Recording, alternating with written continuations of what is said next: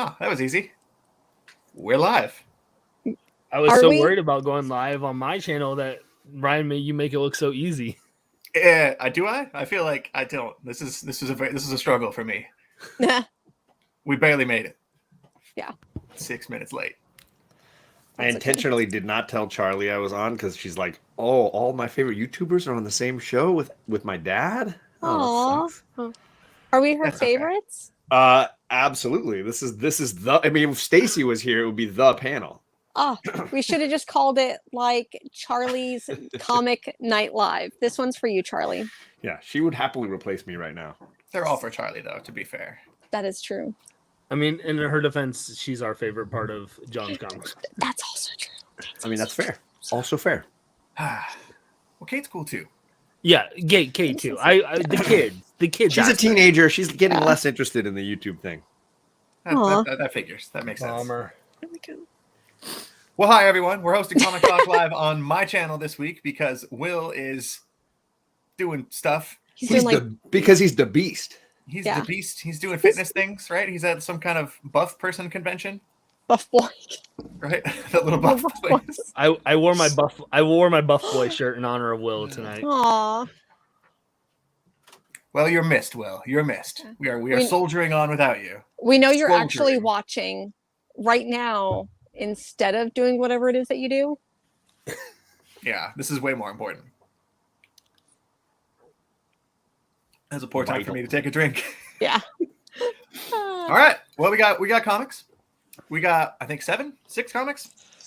Whatever. I think 7. I got as many as you need. Yeah, as many as we need. Let's do one at random. I'm gonna shuffle my little pile here. Apparently, we're doing one of the ones I have first because screw Philadelphia, right? If I can just say, like, normally to everyone who's watching, who is like, is this their first time like doing this? And no, it's been like it's been 3 weeks since we've 2 weeks. I can't remember. It's been a hot second. Yeah, but we do this every week. I promise. We've been doing it for almost a year now. By the way. Yeah. I know because that came up on me. Coming up on, I think December is when we started. Right? Something like that. Someone in the chat tell us. Still no better. All right. We're doing this book first. What is this book? Doctor Strange. Death of Doctor Strange. Okay. Issue number 1. I kind of wish I got that cover, though. To be completely honest. This is not my favorite Peach variant. See, I like that Peach variant. I like the A. Is that the A cover, John? John's got the A. I like the A cover better. But I'm usually an A cover person. Although I did like that one. I like so it went A, then Jennifer's, and then Ryan's. So I get why Ryan's like, this is me. What did you guys think? Death of Doctor Strange number 1.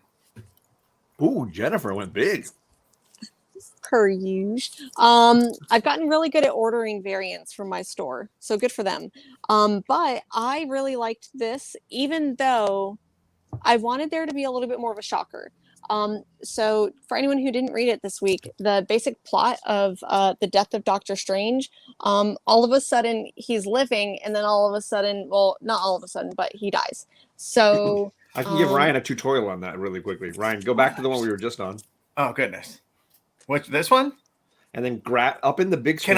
Grab Jennifer and drag her around. That's cool. That's not weird at all. There you go. There you go.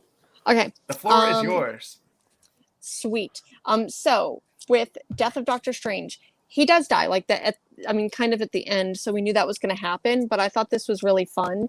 He makes a visit to Strange Academy, which I really appreciate. And it sounds like he's like recruiting them along maybe. But I really enjoyed the title for sure. It went better than a lot of Marvel number 1s. Anyone else agree with me? Anyone else disagree? You want to fight? No, I don't want to fight. I agree with you.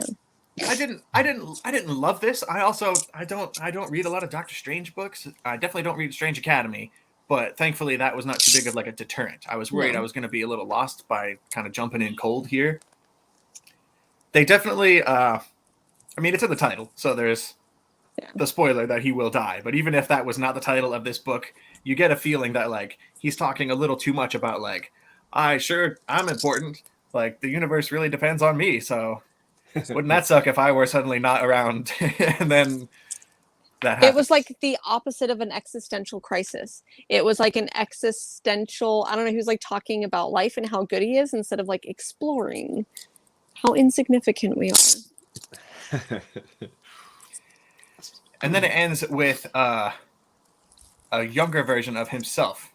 So Doctor Strange will still be present in this story, just a more arrogant, younger, foolhardy. Yeah, I don't know what to expect here. I don't know how this is going to end. I feel like Marvel is maybe realizing some of their books aren't like popular enough to have an ongoing. Maybe they're just leaning into the miniseries angle right I out the hope gate. so. I love that style. Well, but because didn't they do a Doctor Strange series like back in 2020? I felt like they had launched a new one right before COVID hit. Because I read like the first 4 issues or something, but it was just straight Doctor Strange, I think. And I think then it kind of dropped off after probably 7 or 8. And I could be wrong. I'm not a Marvel person, but it is interesting that now that it's another Doctor Strange series, but it's a mini rather than ongoing. I agree with John though. I prefer the miniseries format. So I really enjoyed this. I got it kind of on a lark. I was like, you know what? Hey, it's a number 1. I haven't read a Doctor Strange since the Donny Cates days, like when he was doing he did a really underappreciated run, because I fell in love with Bats the Ghost Dog in that run. Thought it was a hilariously perfect partner to. I can't believe the movies have not found a way to bring Bats the Ghost Dog into that, because I think it'd be just phenomenal. And he's got a great part in this. So for me, it was definitely like a throwback to the stuff I really enjoyed, which is that Donny Cates run. I liked the metaphor that they went for here. So for me, this is the rare, like me buying a Marvel or DC event issue number 1 and feeling like I'm actually not upset about the money that I spent on this. Like usually I'm going to be like, I hated this. I don't want any more of this. Why did I buy this? It was a cover purchase or something. Somebody goaded me. But I actually genuinely enjoyed this. I get goaded a lot, Jennifer. It happens. So I don't know that I would give this like a 9 out of 10 or anything, but for me, it's a solid 8. Like I genuinely enjoyed it and thought it had a good story arc. It had a good twist ending, because I obviously knew he was going to die, hence the title. Right. But I wasn't expecting the fun little twist at the end. And again, I'm Bats the dog all the way. So the more they put Bats the dog into these comics, I am in. It's like an actual ghost dog, if you will. Yeah. But no samurai. No. That'd be fun. All right, 1 book down. You guys should do one of the books that I didn't read. This cover A is amazing. It is. Like, it is a beautiful cover. I couldn't believe how good it was. Usually the cover A's get like the crap artist, and then like the good stuff later on. This was amazing. What book are we doing next? Impossible Jones. Do it. Tell me about that book. Ooh. The cover looks fun. I think I saw a variant though. It is. Let me pull it up. I have it on my iPad. I know nothing about this comic, so I'm kind of So it's a cool concept. The idea of a thief who gets superpowers and then is kind of acting like a superhero while still being a thief. So that's the premise. It's from Scout Comics. There you go. Okay. It's very, very tongue in cheek. It goes back to the kind of the days of like the goofy characters of like the names. Like you have your like Holiday Holly or something, and like it's all Christmas themed things. And it comes out to this kind of idea that there's a bank heist, kind of a robbery that they do that goes wrong. And she knows that she's betrayed. And in that betrayal, that's where then she gets the shocked and she has like these superpowers, which is kind of like a very much like a Mr. Fantastic, Plastic Man, Elongated Man kind of thing, where she can shapeshift. And, you know, like there's a panel where the bullets are shooting through her, and you see like the bullets just kind of pushing out little bullet size wounds in her back. So it's a fun like stretchiness, and Yeah. I had a lot of fun reading it. I'll be curious to see how they continue this story of kind of the duality of her trying to portray a hero while she is still a villain, which I thought was just a really fun take, because that's what she naturally was. She was a bank robber who then was like, well, it kind of would be easier to rob if people think I'm the hero. Sneaky. Okay. Is this a miniseries? I don't think so. I don't think so. I think it's so Scout. It's listed as just a number one. I don't know if they really list with miniseries. I think Scout kind of just does their kind of arcs. But this is also, it's a number one. It just came out this week, so that also means if you pick it up, you're gonna then wait 3 months to then read issue 2, because that's how Scout does all their books, to try and give people that time for shops to see, well, how well does one do? We can order in and get more. So, kind of frustrating about Scout, honestly.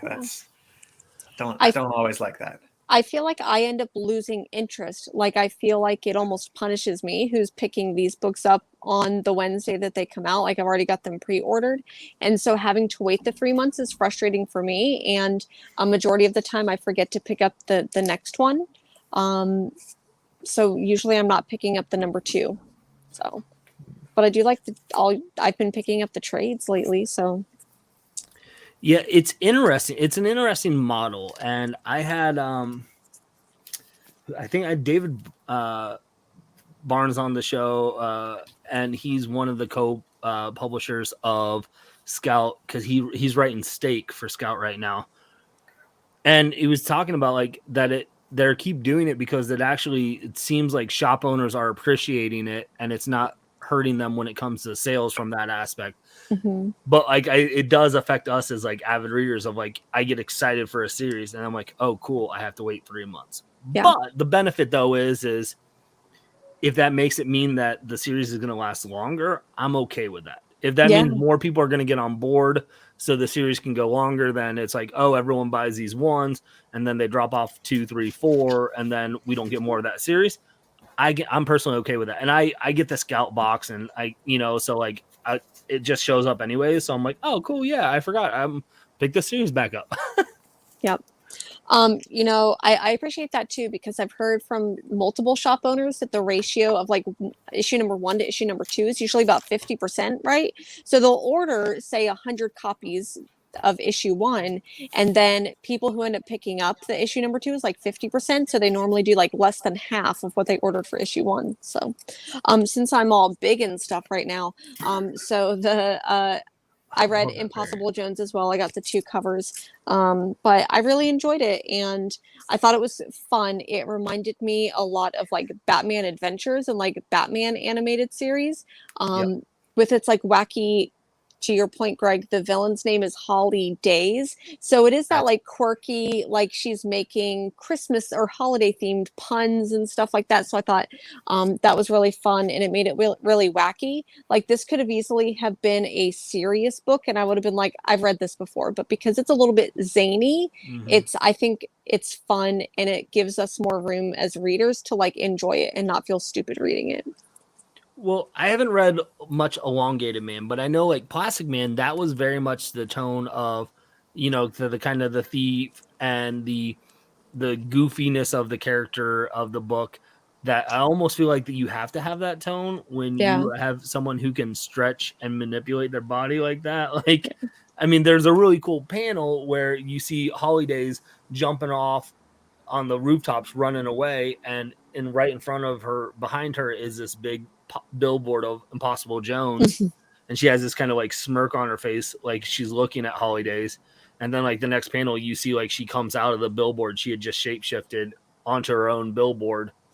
To then that's how she got. Like it's fun things like that I'm like, it makes it enjoyable. The Batman Adventures is a really good comparison of kind of the tone it is. Mm-hmm. Yeah. I like having like fun comics. I don't feel like there's enough of those, at least not in my pull list. Like Marjorie Finnegan comes to mind, like a book that's like humorous and it's a good palate cleanser.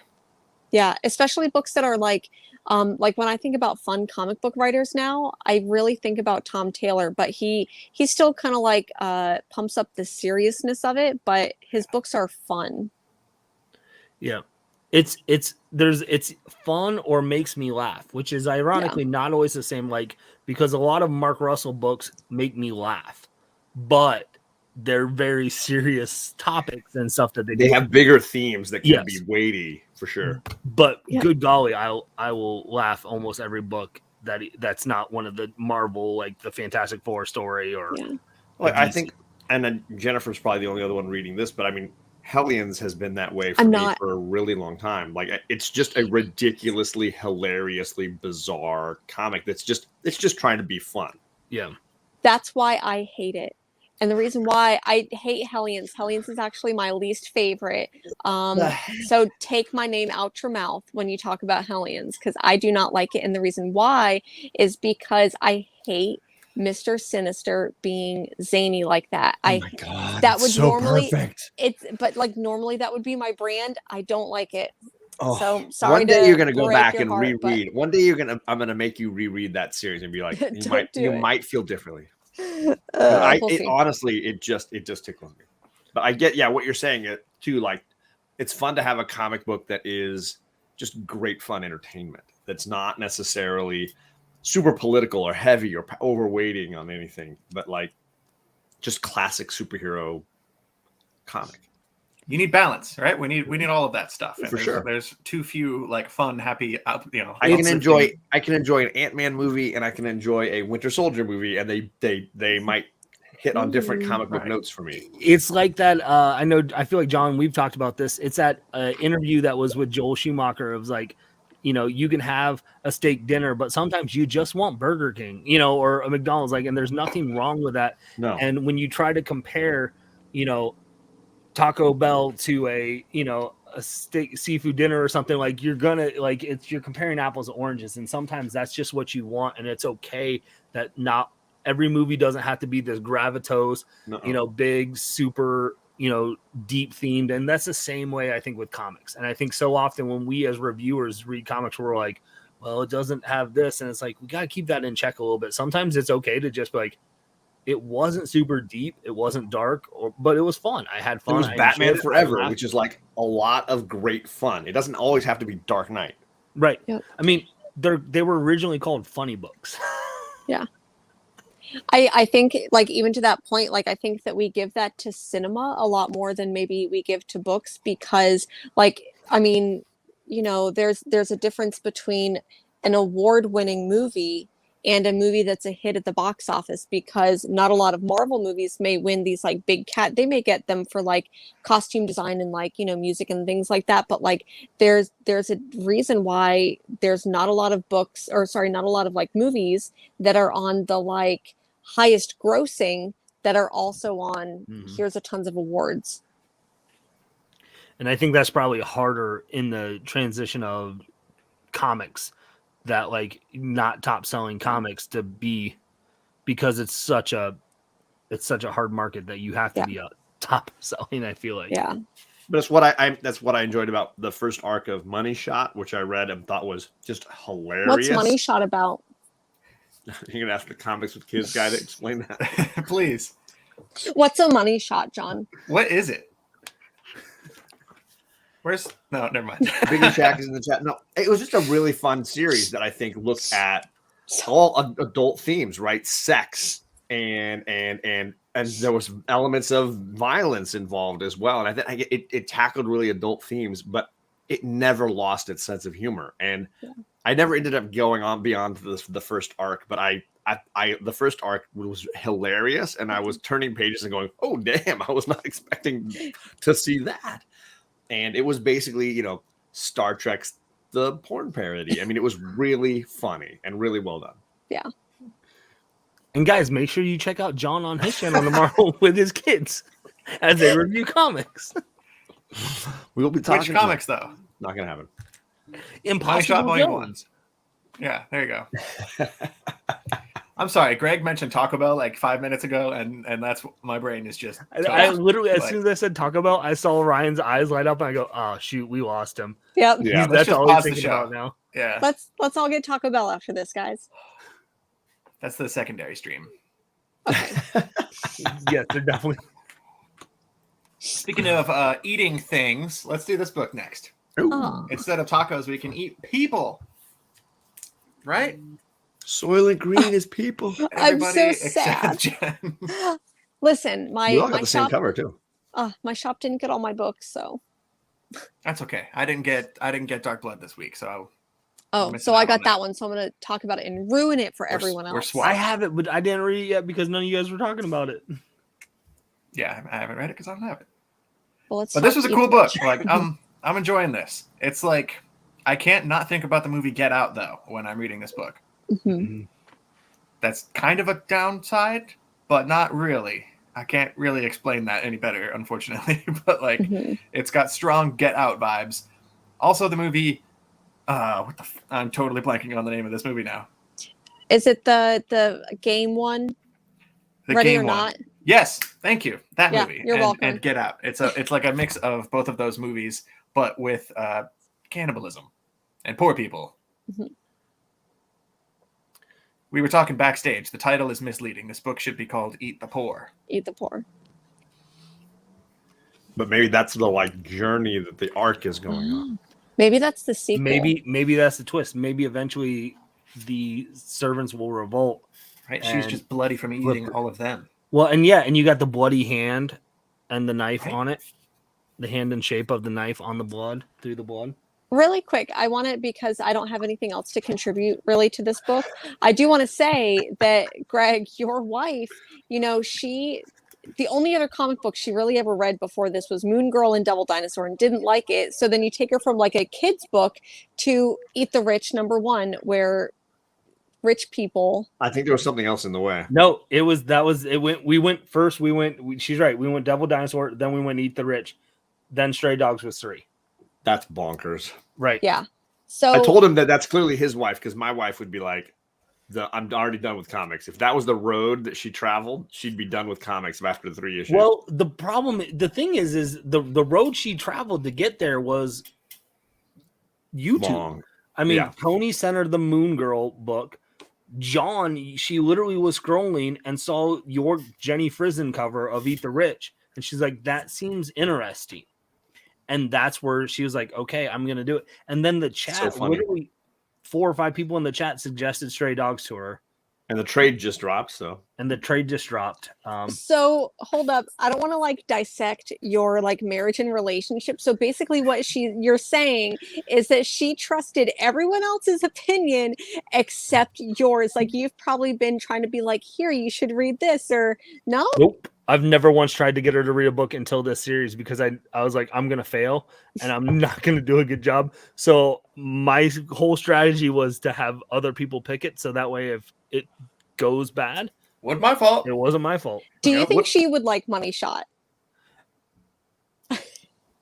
It sounds like she's got a darker taste. Well, because I didn't think Eat the Rich. I didn't think Eat the Rich was going to be it, and then I didn't think Stray Dogs. But apparently she is definitely into the horror aspect because I told John this and I haven't told anyone else this. We shot the video for Stray Dogs on Wednesday night right before we dropped it. As soon as I was editing it, she finished reading the entire trade. Not for camera, not for anything. She couldn't wait to finish reading it. So she actually has read an entire trade, which I never thought would happen, and she loves Stray Dogs. So then I guess here's my question. Like, because my wife has only ever read one comic book trade. What is all of us well-read, ton of you look behind the background on all these people, lots of great trade paperbacks. What is the one trade you hand somebody who's never read a comic book before if you're hooking them in? What is that one? Ryan, what is that one that you would give to someone? I don't know if it's the right decision. Fight me. Disagree on that personally. We'll fight. Okay. I don't know if I have made the right decision, but I know this is the one I have given to the most people. I don't know if it's worked. I've never even heard of this. Come What on, is that get it one? closer. I want to see it. Severed? Severed? Scott Snyder? Okay. Scott Tuft? Never heard of this. Wow. Okay. So apparently, Obviously, I his need to read campaign it. isn't working. Right? It's a spooky book. I love Have it. you heard of Saga, though? You're welcome. I think John has heard of Saga, yeah. I don't know how my wife would feel about that, but she does like sci-fi. It has that Firefly element. She loves Firefly. For me, it's Why the Last Man. Okay. I hand out that Why the Last Man trade. I feel like it's very connectable, very relatable, very simple. You don't need any backstory. You don't need anything. You just dive right in. It does depend a lot on the person. Yeah. Looks like Saga is happening in the chat a bunch. So Thank you, chat chat. is siding with Jennifer. Thank you. Biggie's saying Death of Superman. I mean, I don't necessarily go straight superhero first pick. I feel like I disagree. I feel like I go indie and then work my way in. Mm-hmm. But if they already have interest in a character, it's a whole different story, right? If they're a Batman fan from the movies or a Daredevil fan or a Spider-Man, then you can maybe feel your way into the superhero stuff. But I feel like for a completely blank slate, I tend to go indie first. Yeah. Solid advice. Yes. We can all agree on that at least. Even if you've like watched all the Marvel movies and like you've watched all the DC movies and you're still here and you want to try out a comic book, 9 out of 10 times I'm going to recommend an indie comic book, even for people who like love these big Marvel characters. It's going to be indie all day. So my wife went with one of the options that Modern Lit is mentioning, and I don't know if Fire Guy Ryan knows he can click on people's comments and they appear on the screen. Thank you. That's how you do that. Yeah, let's click on this comment. So Modern Lit is saying Hellboy and Sweet Tooth. My wife read the first trade of Sweet Tooth, and this was before we'd watched the show. I had brought it on our camping trip as one of the things I was going to read, and she was like, "Hey, let me check this out." She's not a huge reader. She likes nonfiction, and she loved it so much that I talked to a buddy who's going to send me the compendium version of Sweet Tooth. And now we're like almost done with the first season of the show. Wow. So she was like, it might have just been that it was this, the cute kid kind of coming of age thing going on there. But that was what she went with, was Sweet Tooth. I think Sweet Tooth is a good call because it's indie enough, and it's that beginning where you don't need to know all the backstory. Right. And it's Lemire, and it's a show already, so there's built-in like expansion to the media. Yeah. Anyways, just sorry, I didn't want to derail the show, but I feel like it's a vital topic. Yeah. Right. No, it's a good topic. Could have a show all about that. And apparently everyone in the world agrees that Saga is the book, even though I don't.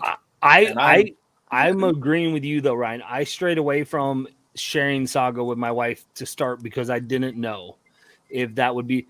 I thought it would be a little bit too out there with the alien, like just a whole dynamic of the book that I was just like, it might be too much for the first taste. Yes.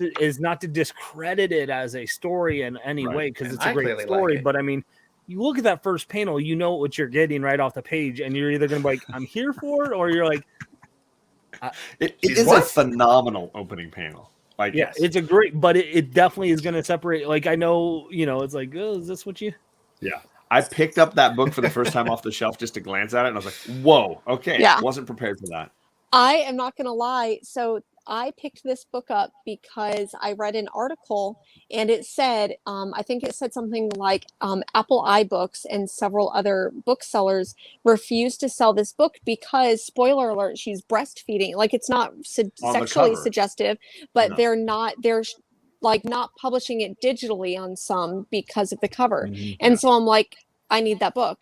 Right. Oh, so, Jennifer, you're like me. I like this cover.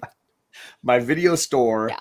I was working at Hollywood Video, and they only got the edited version of Requiem for a Dream when that movie came out, and I was like, okay, this is disappointing. I had never seen the movie, but I just to screw that whole system, I went and found the unrated version and bought it just to be like, I'm going to put money in the other coffer for right now because that was ridiculous.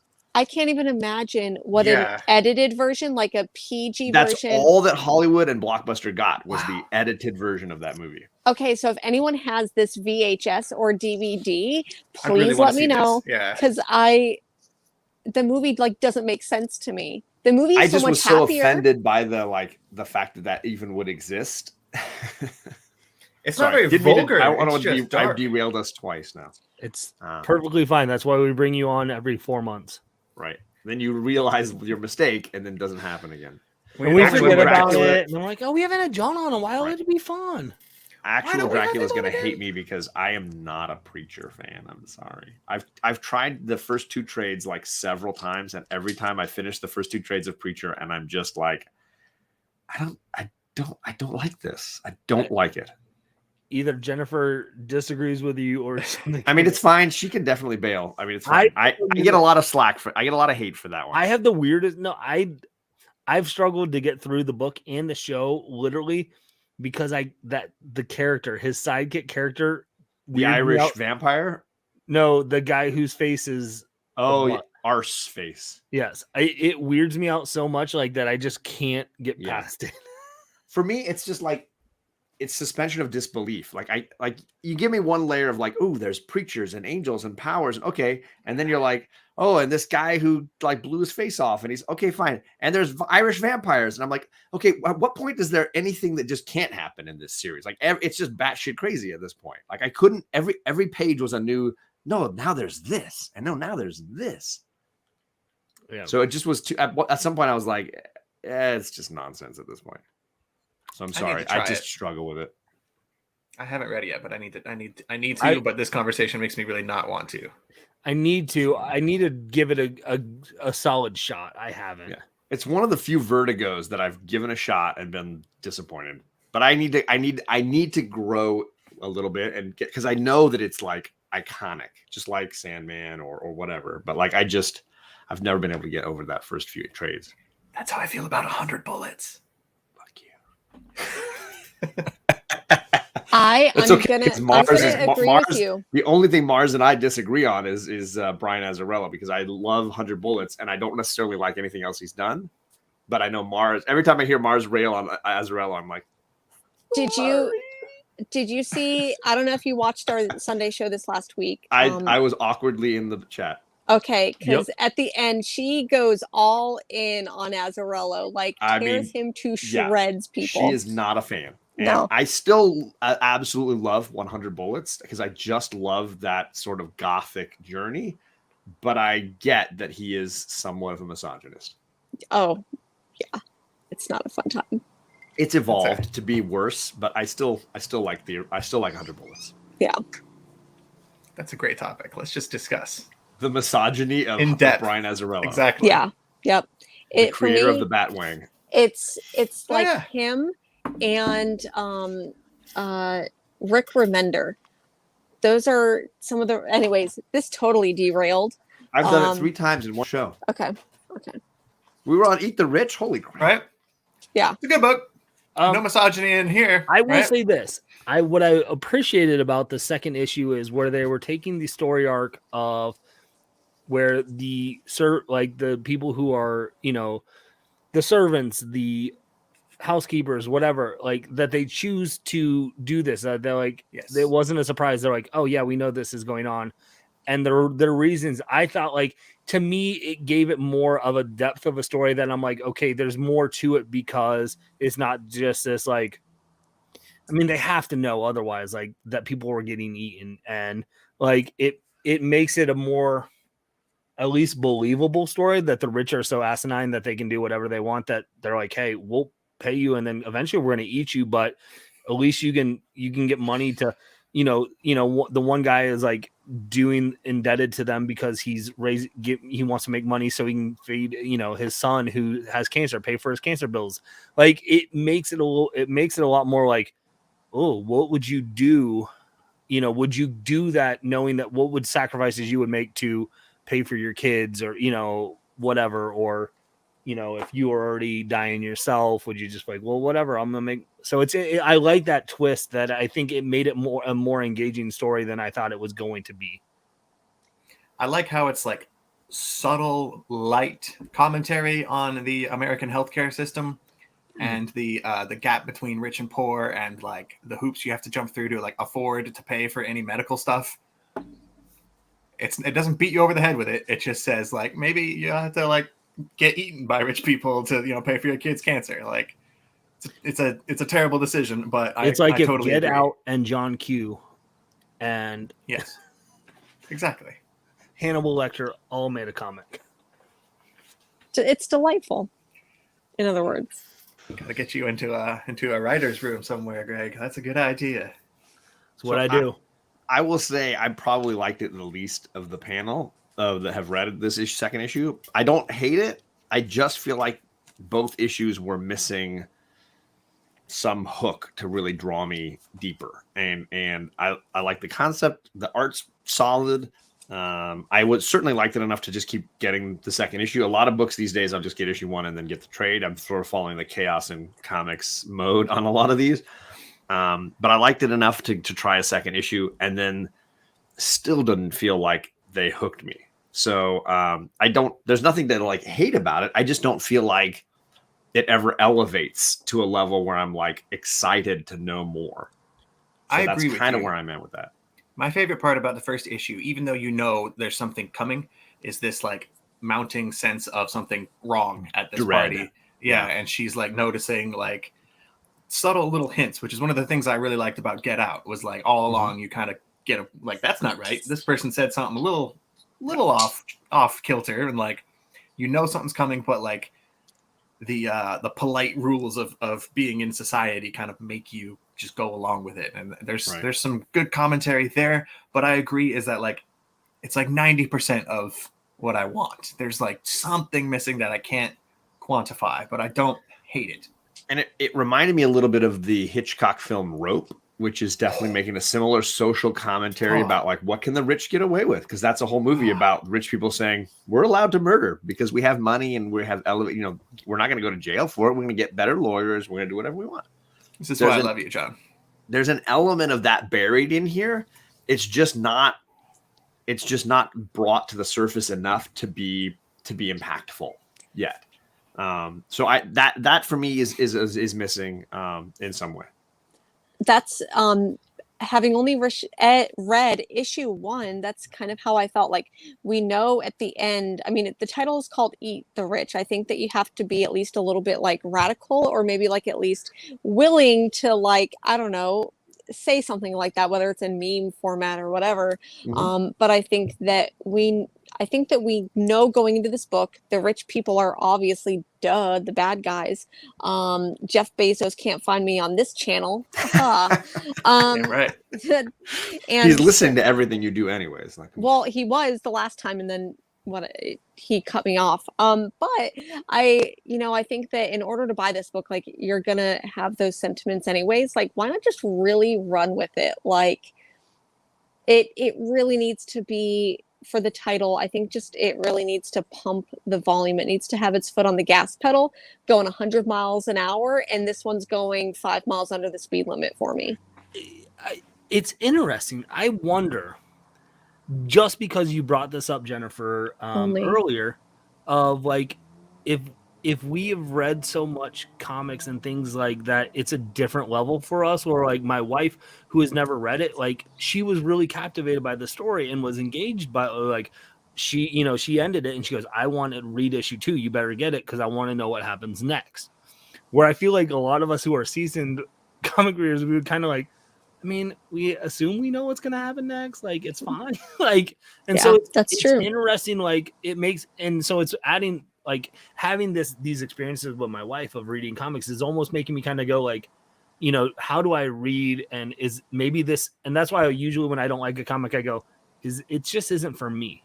And that's, I think that's what it is for a lot of us sometimes, because it doesn't necessarily mean it's a bad comic, like John was saying, or none of you guys were saying it, but like, it just isn't for me. So it's interesting to see, like, if their mindset is like, well, I'm not trying to go full, buck wild with like some of the comics that we read where they do that. It's an interesting, like, I'm loving this kind of,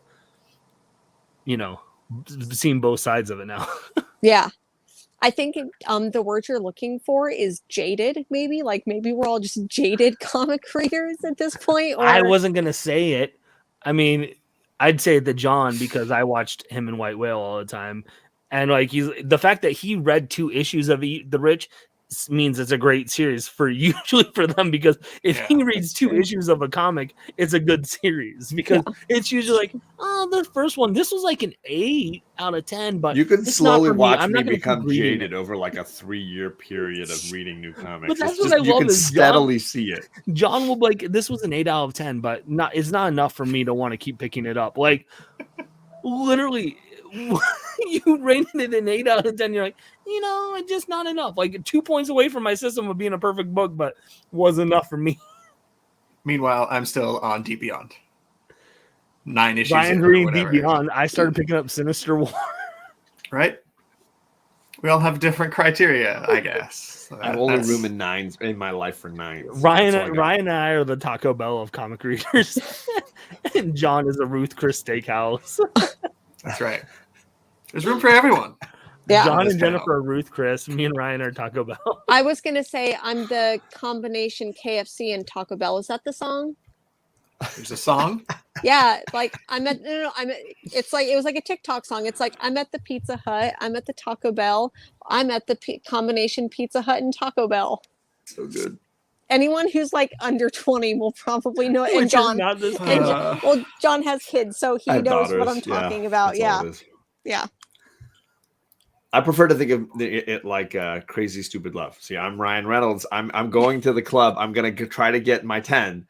And some people are like, hey, if there's an 8, I'm just happy to go home with somebody. Like, have a good night.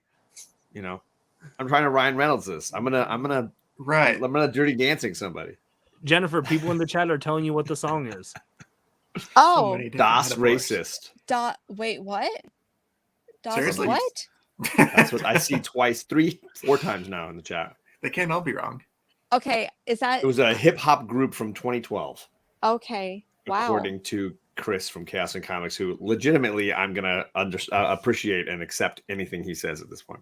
Okay, I had no it's clue more who it Scott was. said it. That's why I believe it. Also, when fair. Perry kind of seemed like he was backing it, and then Chris, I'm like, I don't know. I don't even trust that that's Perry anymore. All I see is a crazy pickle emoji, and I don't know about that. I think somebody hacked his YouTube. That's his face now. Okay. All right. Well, thank you for the chat too. I just want to say thank you to the chat for validating me. Thank you. 42 minutes in, we've talked about 2 comics. 3. It's my fault completely. There was a third. 3. Impossible Jones was snuck in. Oh yeah, sorry. Jones, there were 3. And that's right. And Let's we do got 4. Doctor Strange. That's a good rate. That's a 15 minutes per book.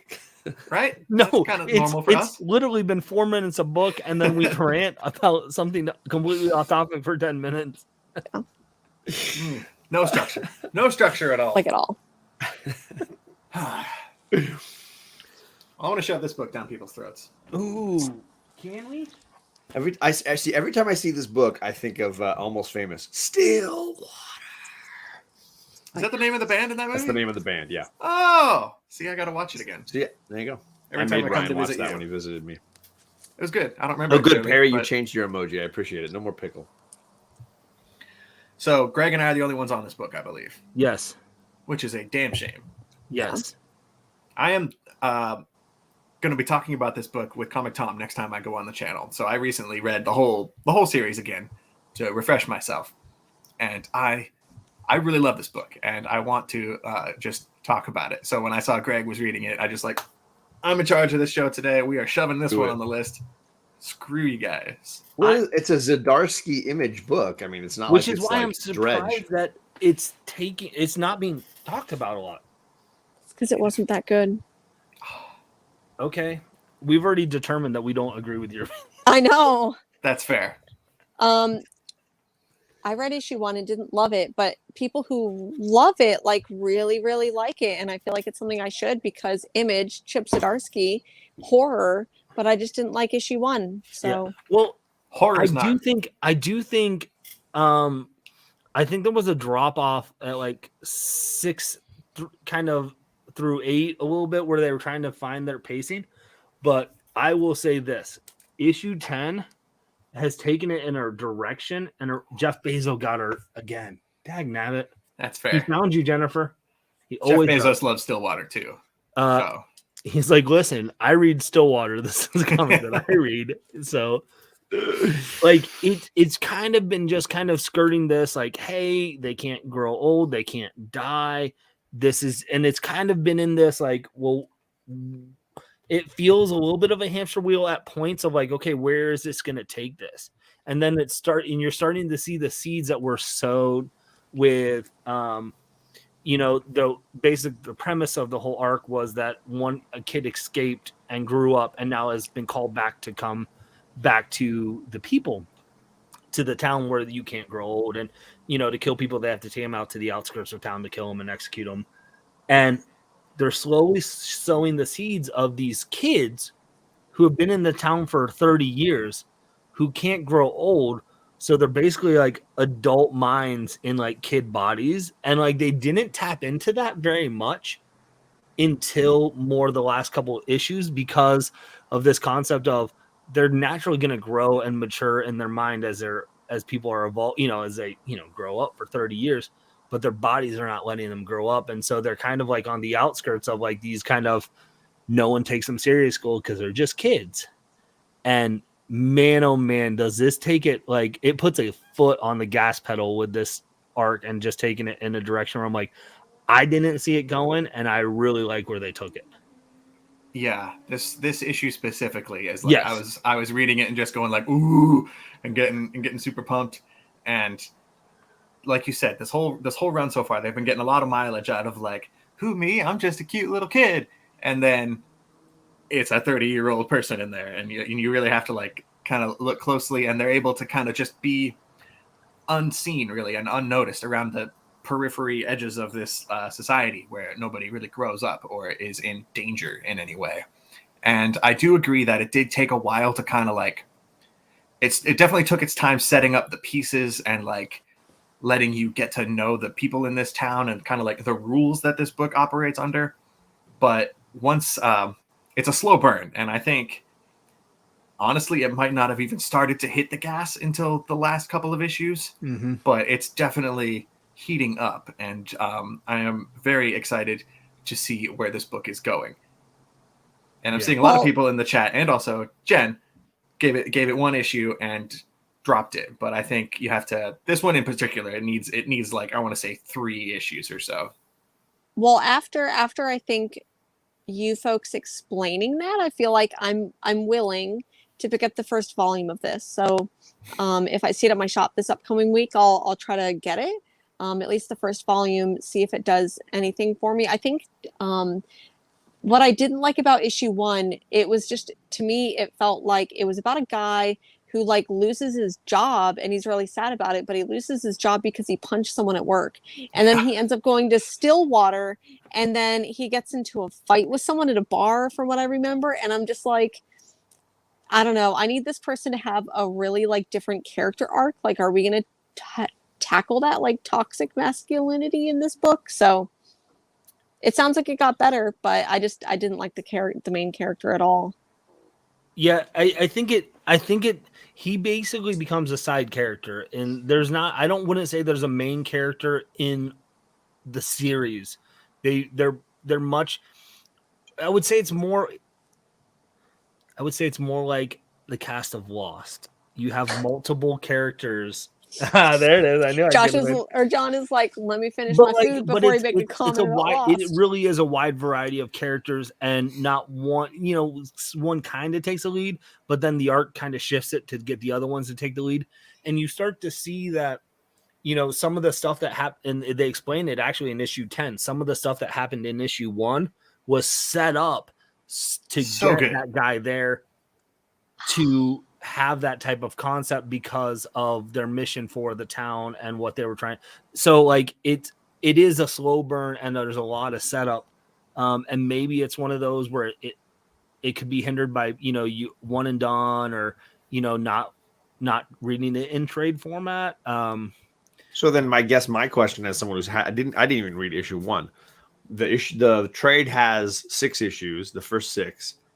Do you feel like that is enough of it? Because I know you're saying it's starting to really hit its stride here in issue 10, I think you said. So like, is even the first trade enough?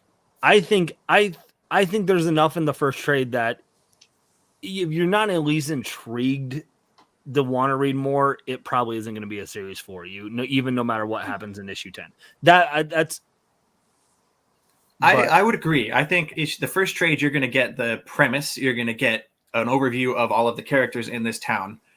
But for me, like this series kind of jumped up a few notches in my personal rankings. I think it was issue 8 when it was like a whole standalone issue about like the sheriff of the town, like a lady who has kind of been in the peripheral, like not one of the main characters, but like the whole issue is just her. It's kind of like that episode of Lost where it's just an entire Ben flashback and you're just like, oh, this character I didn't really like or pay much attention to. Now I suddenly know what their whole deal is and why they are the way they are. And then you realize like this book is going to examine all of the people in this town, and it's called Stillwater, so it's about the town. And one of my favorite things about like Lost is a good example. This book reminds me of Lord of the Flies. I'm on the correct panel right now. I'm just gonna say these are my freaking find your tribe. Done. Check that box. That's good. I love this book because it reminds me of Lord of the Flies. It reminds me of Lost. It reminds me of Stephen King's Under the Dome in particular. Like you take a town, you take a group of people, isolate them, and like rattle their cage and see what kind of like conflicts the people get into with each other because they're in some weird circumstances. And especially and you throw in that concept too of like they can't die, like right, unless they go outside the bubble that they've created. So are there really consequences to the actions that people take? And they are a lot more free willing to just do whatever because it's like, you can't kill me. And then in the chat, Chris, who is a trade reader, said, Chaos and Comics said, Stillwater Volume 1 ended very intriguing. So I don't know where it ends. I'd have to actually, I want to now find out what volume it is. I want to see where it ends because I'm curious now to see because I've just been reading it so long that I don't remember like what happened in issue 6 that I'd be like, oh yeah, that would be a really good spot. I just did it the other day, like last week, and I would strongly recommend a binge of from issue 1. Go back, and they also really like, now that Jen mentioned it, like they really dropped the whole he's a guy who gets into fights very easily. Like, I kind of hope they go back to that because there hasn't really been a lot of exploring of his hot-headed kind of violent tendencies like that. He's got other things to worry about at this point in the story, I guess. See, yeah, all of this actually makes me want to go back and I mean, I know I say that all the time, and then like half the time I do, and half maybe less than that. But definitely going to try it. I'm honestly, they've sold me when they threw Lost around a couple of times. Yeah. So Jennifer and I will have to be trade reading this soon. Yeah. So this new Batman series, it reminds me a lot of Lost. Bye, John. Just throw them all on an island. That'll get him. Let's do Philadelphia. Adelphia. Kill. I finally got the first trade of this book, so I'm going to start reading it soon. I have not read Philadelphia, and I feel like I've been missing out. So fill me in. Spoil the most recent issue. Or Jennifer, kick it off. John's the guest. Go first, unless you're eating something. I am. So go ahead, John. I'm insanely a fan of this comic, and I will say, it's not for everyone. I understand people are like, oh, I don't like the horror. I don't like the art style. I can understand people's feelings on it. This book continually like grips me, and it's shocking. No, it's not shocking. It's impressive how often it's my read of the week. And I don't even, I overlook it. I grab all these books and I'm like, I'm going to read my X-Men. Oh, I'm going to read Nightwing. I'm going to read all this. And then I pick up that issue of Philadelphia, and it's like, screw you. This is the book. You should have started with this one, sucker. And it just, it takes twists I don't expect. It raises concepts and issues in original ways that I hadn't considered. And it continually, it's a horror comic first. I get it. But it's almost like the social commentary and the social discussions it raises are just as important as the vampires killing folks stuff. Like, I just feel like it balances that remarkably well, considering it could easily fall into the trap of being preachy or being graphically horror, but it's not. It's this amazing, yes, story art combo that I feel like plays remarkable. It's just every time I get the new issue, and I underestimate what Rodney Barnes is going to pull off, and he always blows my expectations away. So I loved this issue. It was great. The father-son stuff was really hitting on all cylinders this week. The art, there is a panel that I actually had to stop and snap a photo of. I'm going to post this on Instagram at some point because it's just like the splash page that makes you just go, whoa, if Jim Starlin could do horror, like here's where you would land. It's like cosmic horror, amazing. Maybe a little more Bill S than Starlin, but like it was wild. So this is a series that I feel like comic horror fans, if you missed this, you're missing something amazing.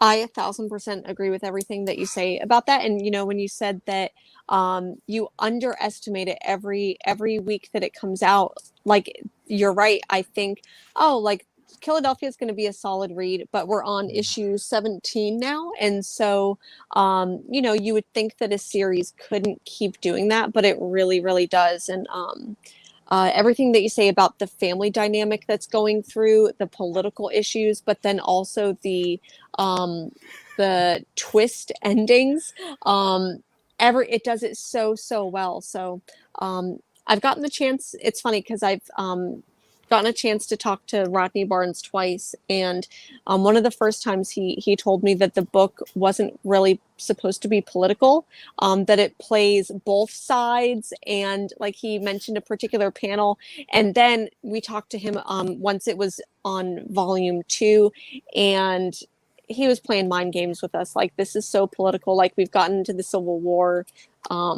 Question. Ryan, do you have a question? Yeah. As Ryan, someone who loves politics in comics, how is this political?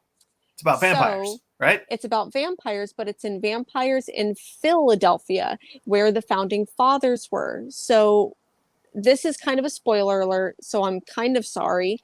But we're on issue 17, so fuck it. Fuck it. We find out that John Adams, the former president, is a vampire.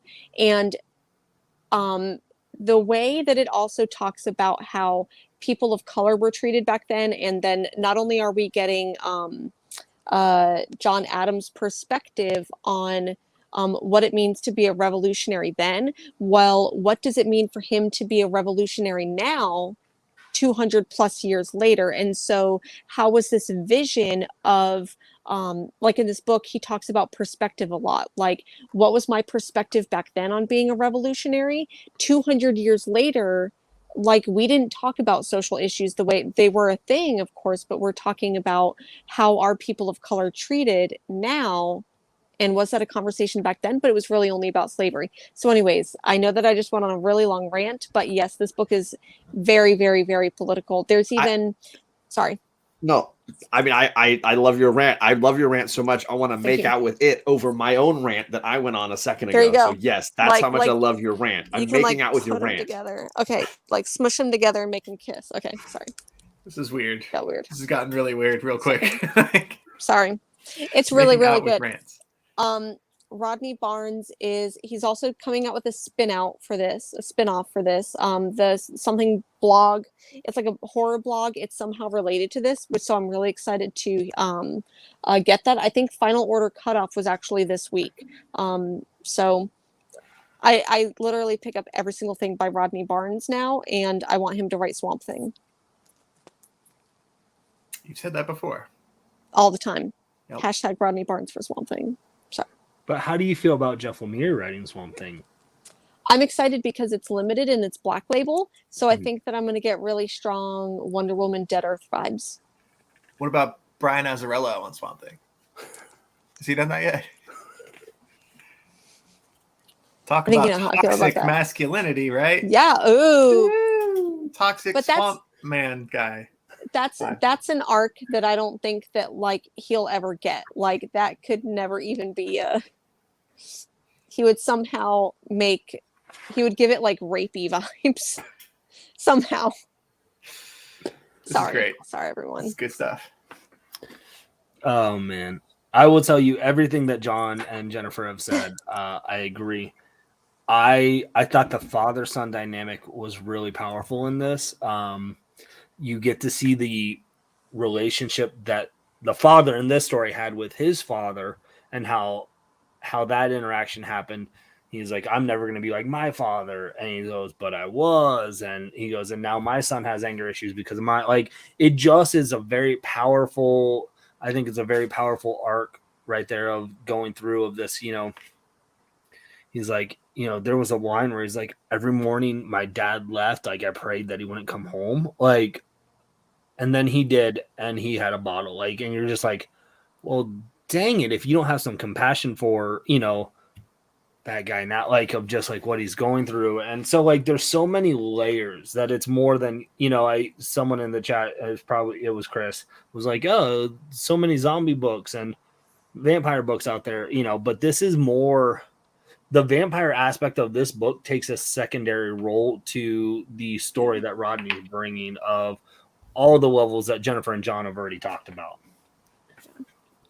I love the father stuff you're mentioning too, because I got definite like Black Panther Afterlife vibes from some of this, where like there's a bit where the son has to like travel into a sort of afterlife state and deal with these things to decide what kind of person he is. And it felt very much like Black Panther talking to his father's spirit in the afterlife. Like there were definite like powerful thematic elements for the father-son relationship going here. Or Jack and his father in the afterlife, right? Speaking of dead dads. Yeah. There's Daddy issues galore here. So Philadelphia is like Lost, but with more vampires. That's what you're saying. If Lost had vampires, yeah. And I'm just going to say, I haven't mentioned the show that will not be named many times tonight. I have not mentioned it once, but everybody else on this panel is killing it. Well, absolutely we have. And by the way, make sure you guys sub up John and Jennifer, all our panel members. I would have dropped their links in the chat, but Ryan doesn't have any moderators. I don't have any moderators. Actually, I've never had a chat before. If anybody is, it might be you. But go find Sour Dad. Yeah, Sour Dad. I imagine I'm the least subscribed person here. Well, that's not true. I don't know. I get a weird array of subscribers. I see 449. I don't deserve it. Maybe I saw it. Maybe it was 448. Sorry. This is going to start being like a pledge drive. You got 4 subscribers tonight, man. I earned it today, I guess. Up. Yeah. This is my yearly video. Your channel. See? You know what you should do is you should go on that Comic Tom channel and maybe you really get some notoriety out there. Yeah, maybe get that Tom bump. It hasn't worked for the past 2 years for him. I don't know if it's gonna help. I get like a subscriber every like a week or so. Just randomly somebody will be like, "Oh, hey, it's Ryan's channel." I legitimately do not. And the difference is John literally puts out new content on his channel weekly, and Ryan hasn't put out new content on his channel. It's been a year. In 2 years. Yeah. I was going to say you can check out like a bunch of video Battlestar Galactica video. Yeah. Is that what I saw? Some Spider-Man video gameplay. Yeah, it's all old. Ironically, you can find John on a video as one of the last videos. I'm on the thumbnail for one of the last 2 videos, I think. I'm just gonna make it you my thumbnail in general, like everywhere. That's a good idea. So I only have 1 book left. Do we have one book left? Is that right? We have 2. There's I think there's another X-Men book, and then... there's X-Men stuff. Let's do that. Another implies we've discussed one already, and we have not. Well, Dr. Marvel, whatever, X-Men, Marvel, they're all the same. It's all the same. Yes, I agree. Yeah. Let's get that out of the way. There's like 266 X-Men books out there. X-Men are the Batman of Marvel. I will not disagree with that. That's fair. But I will argue that at least they have not the same character in every single issue. They've got a variety of characters, a whole, Batman does too. They just change Batman's mindset the entire time. There's no continuity of what Batman. It is not ironic or it is not coincidental that my least favorite issue of Nightwing is the one where freaking Batman is in it more. It's not shocking. We'll get to that in a second. Spoiler alert, John. We're going to talk about X-Men first. Or you are, I guess, because I don't. Oh, am I? Then, put me next to Jennifer, because that's where I need to be. Let's do it. Is that how this works? Away from let's move somebody. Move Jennifer, move me. I don't care. You guys are talking, so here you go. Greg and I will hide out in the basement. Are we talking about Onslaught or are we talking about X-Men 3? Well, you tell me, girl. We'll go. Floor is yours. Okay, so I read X-Men 3 and I only got halfway through Onslaught, not because it wasn't bad or anything or that I didn't want to read it, but it was just it was right before the show. Yeah, it was the last thing in this pile. So when it comes to X-Men 3, I feel like the two that I read are kind of blurring together right now, but with X-Men 3, I feel like this is my least favorite issue of X-Men so far. Yes. Okay, that's pretty much all I got. Like I didn't feel anything from this. I'm surprised because I've been enjoying Jerry Dugan. Am I saying it right? His name is Jerry Gary Dugan Duggan because I don't know. Yes, it's like Parks and Recreation. You don't know how to say his name. It's Jerry Gary Larry. Jerry Gary Dugan Duggan. I've been enjoying all of his other titles, but for whatever reason, this X title is not. I'm not a crazy big fan of. I like the Larraz artwork, and I love the cast of characters they have on this team. I'm just not passionate about it having any kind of direction. They threw like 7 first appearance villains in that first issue, and now the story is kind of this scatter shot of all these things. There's no cohesive plot. It just feels like too much and an inconsistent kind of book. I don't hate it because I love these characters and I like how he's using them. I just don't think it's got enough right now. So that's just me for this book. And I'm the target freaking audience. So I don't know what the plan is here. And I think that there were some really great moments in this book. And it reminded me it felt like there were some throwbacks from the 10 of Swords series. I felt like it was more linked to that than what was going on now. Definitely. So maybe it was just a leftover of everything that they couldn't put in 10 of Swords. Right. 10 of Swords. There were some really funny moments between the characters, especially Polaris. Yes. Kicking ass, I really, really appreciated. And then, of course, Jean Grey, Marvel Girl. I just thought had an X-23. Some really great moments between all of them, but it's a book that I think knows that the best X characters are women and has packed them in here with Rogue and X-23 and Jean Grey and Polaris. It's look, they're awesome. You can ignore Cyclops. We'll put him off to the side. But here's what we got. We got the best. It's funny because it's like the shirt I just sent you a picture of yesterday, John. All the best X-Men characters are. It's true. I think it's just a sign of a picture of Rogue holding up a sign that says all the best X-Men characters are female. Here's the reality. I feel like there were 2 Marvel fans in the 80s, early 90s. And they either liked Fantastic Four and the Avengers, where the women characters are kind of pushed to the side and the male characters were the important thing. And everybody's like, Sue Storm is the best FF. And all the FF fans are like, yeah, but we don't care. Push her to the side. We want to see the Thing clobber somebody.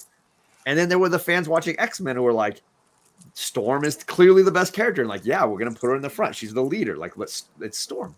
I feel like those were the camps. And X has always been a title that put the women characters, because they were so much more interesting, at the forefront. Yeah. I'm also glad that I didn't pick this up because I was actually going to pick up the X-Men, start on X-Men 1. It's not a good jump. And I asked John, I said, listen, I as much as I dog on John for X-Men, I grew up watching the X-Men animated series. That was for me. One of the first series I got into when I got back into collecting comics was whatever the X-Men run was, literally right before Hickman blew up everything. It was where I feel like most of the X-Men Red and stuff like that died, and Wolverine and Cyclops were trying to go piece back together the team. And I actually enjoyed that series, which I know people didn't, which is why they blew it up. Yeah. But that series even took a little while to get started, because I felt like when it hit to the mid, after the first 5-6 issues, it started to really get good. Yeah. And then that's when they had already booked Hickman and it was just done. But that was one of those things is when I got back into collecting 2.5 years ago, I was like, well, I'm picking up Batman and I'll pick up X-Men because that's what I know. And I haven't, It's funny ever since I haven't gotten into X-Men, so I'm hoping eventually I'll get back into it. I will say there are better series to use as a jumping on point, and sorry, Unruly, that I've disparaged FF, but I do think Sue Storm is the best character in that series, and they've never used her right. I'm just flat going to continue to believe this to my core. John, Fantastic Four life story. By the way, I skipped it because I was like, she's got a great issue in that run. That like which one, the 70s or the 80s? I think it's issue 2. I can't remember what year. I think it is. so. In typical FF fashion, she only gets one good issue in the entire they make life that story. The point though, like how she's the invisible woman and how she's always shoved to the back and ignored, and it's a great issue. I love that. Oh, and you know why it's a great series? Because it's Mark Russell writing it. Let's be honest. There you go. It's great. I hate Fantastic Four. I've never been able to read anything Fantastic Four that I enjoy, and a lot of people have recommended some other runs, but the life story is up there on some of my favorite series, and not just get the trade maybe. So I'd recommend it. I think it's on issue 4 right now. They're on the 90s, so it went 60s, 70s, 80s, 90s. So they're on the 90s. Came out last week. Sounds like every radio station I like listening to. Sorry. Yeah. 90s. But so to the point of Greg, like X-Men title you can jump in on. I have been obsessed with Way of X, and that's what Onslaught is the finale to. They told a 4-issue look at this whole resurrection, bringing people back to life. Who are these people that we're bringing back? Is this really the same person? Is this the soul of the person? Or is this like cloning in some creepy kind of way? And I think it's been the most relevant and interesting and insightful X title without being preachy in any way. And it even had people getting shit-faced drunk in the gala storyline where Nightcrawler's like absolutely toasted and in a corner somewhere. And then I thought this was a very compelling and action-packed finale. And again, the whole focus was on, hey, how does this whole resurrection thing work and why are we doing it? And you could easily have been a sort of blind, I know a little bit about House and Powers, and I'm just going to pick this up, and totally have gotten it. Yeah. Especially, so I haven't finished it yet, but it's very, like you said, it's very much picking up from Way of X, and I think that you should read it, or else you're like, what the hell is Nightcrawler It's the finale to Way of X. Like, it has to be read. And I'm assuming when they drop the trade, it'll be those 4 issues and this. That makes sense. Because there's even a moment in it because they're talking about the mutants that have been resurrected. And I think they say something like, well, if a mutant dies on Monday and is resurrected on Wednesday, where the hell is Tuesday? Like, where were they on Tuesday? And so there's little like bits and pieces. And I think that's really, really interesting. Sounds like Solomon Grundy. Born on a Monday. Yeah. Oh my goodness. This made me love Way of X a lot more than I thought. Like, I loved Way of X, but I feel like what I've read so far made me appreciate it a lot more because it's tying in so much from that, like really bringing it together. I think it's the best like miniseries to come out since House and Powers. Like, you could legitimately, I think, read House and Powers and then read Way of X and feel like you have a real good understanding of what this universe has been doing. Mm-hmm. So I think it's a great, and again, it's frustrating that this is considered issue 1 because it's really the finale of Way of X and that event. What's funny is, John, when you keep saying House and Powers, like you keep saying it faster and faster, and I keep hearing Austin Powers, and I'm like, how is he tied into the X-Men book? He's a mutant. He resurrects between every movie in the trilogy. Like, I think it's the same guy. Because he time travels, baby. Yeah. No. Very nice. All right, let's just throw in weird, outdated all the bad impressions. What's up? Wow. And notice Jennifer is not playing. Jennifer's like, this is bad. Yes. Oh, I was trying to think. I'm like, do I hit him with the like one time at band camp, or do I hit him with the like, this is my strong hand? Like, where do I go from there? There's no wrong way to go. Okay. I think those are both winners. Yeah. Okay. Cool. I always go band camp, but that's just me. Okay. Okay, so there you go, Ryan. We've X'd this section of the show out. That was good. That's good. I enjoyed that discussion a lot more than I thought I would. I have to step away real quick. Go on a rant again, John. Get out of here. So let me tell you why Lost. No, I'm kidding. Yep.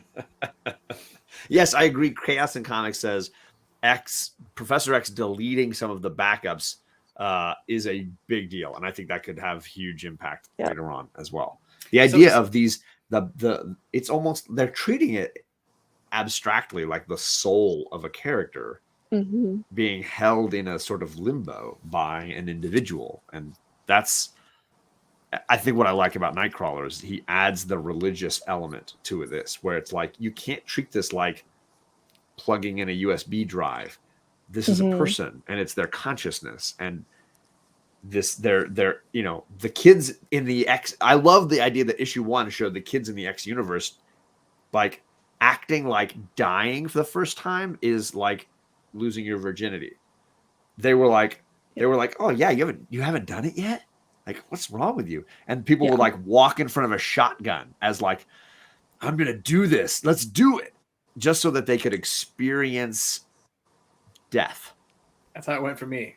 And that Nightcrawler, it would take someone like Nightcrawler, who is intensely religious, looking at it from the outside saying, this is toxic. Like, this is a toxic mentality.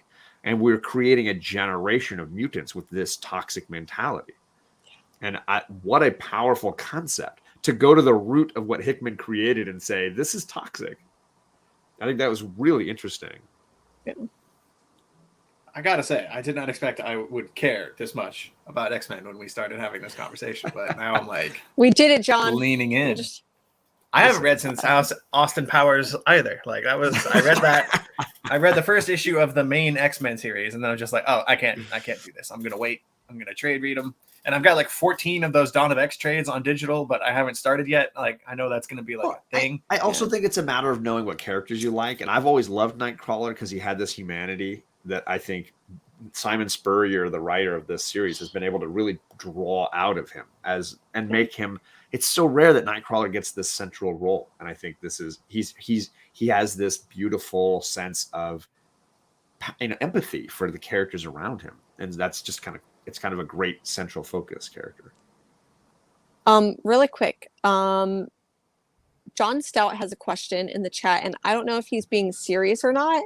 And the question is, which one do I read first, House of X or Powers of X? And it's like issue 1 of House, issue 1 of Powers. Like you go back and forth.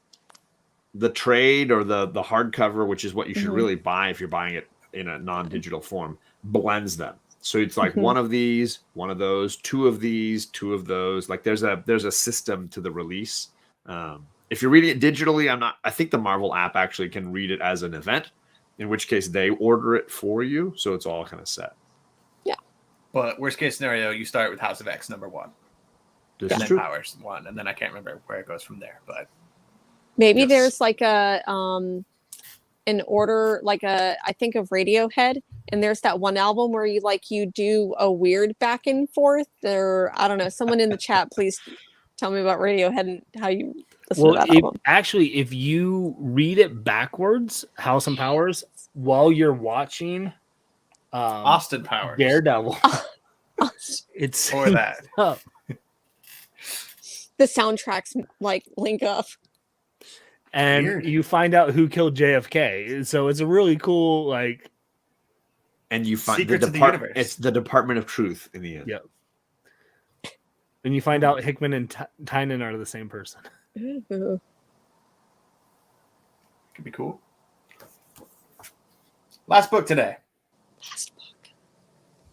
Nightwing. 84? 84. 84.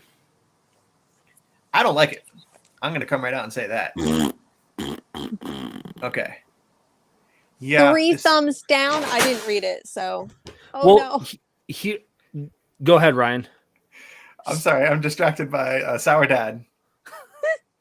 I don't know what just happened. Did you do a spit take? Spilled my snack. Okay. I heard noises. So I was concerned. I thought it was comics. Yeah, it's just snacks. It's okay. So Nightwing. This is the first time I've read Nightwing. This is I don't remember what number this new run with Tom Taylor started. 78. Thank you, Greg. 78. Every issue from 78 until now has been outstanding. This is my favorite DC superhero comic, not counting Nice House on the Lake, which is not a superhero comic, but that's my top tier DC book. This is the best superhero book that DC is putting out until this week. This is a tie-in to the Fear State event that's going on in all the Bat books, and this book is, the classic victim of, derailing the ongoing plot line to kind of dovetail with whatever the main event thing is. And Nightwing was just getting really cool too. Right. This is the epitome of why this is, if you were to tell a publisher, like, why should you not do tie-ins with event series? This is exhibit A. You have a great series.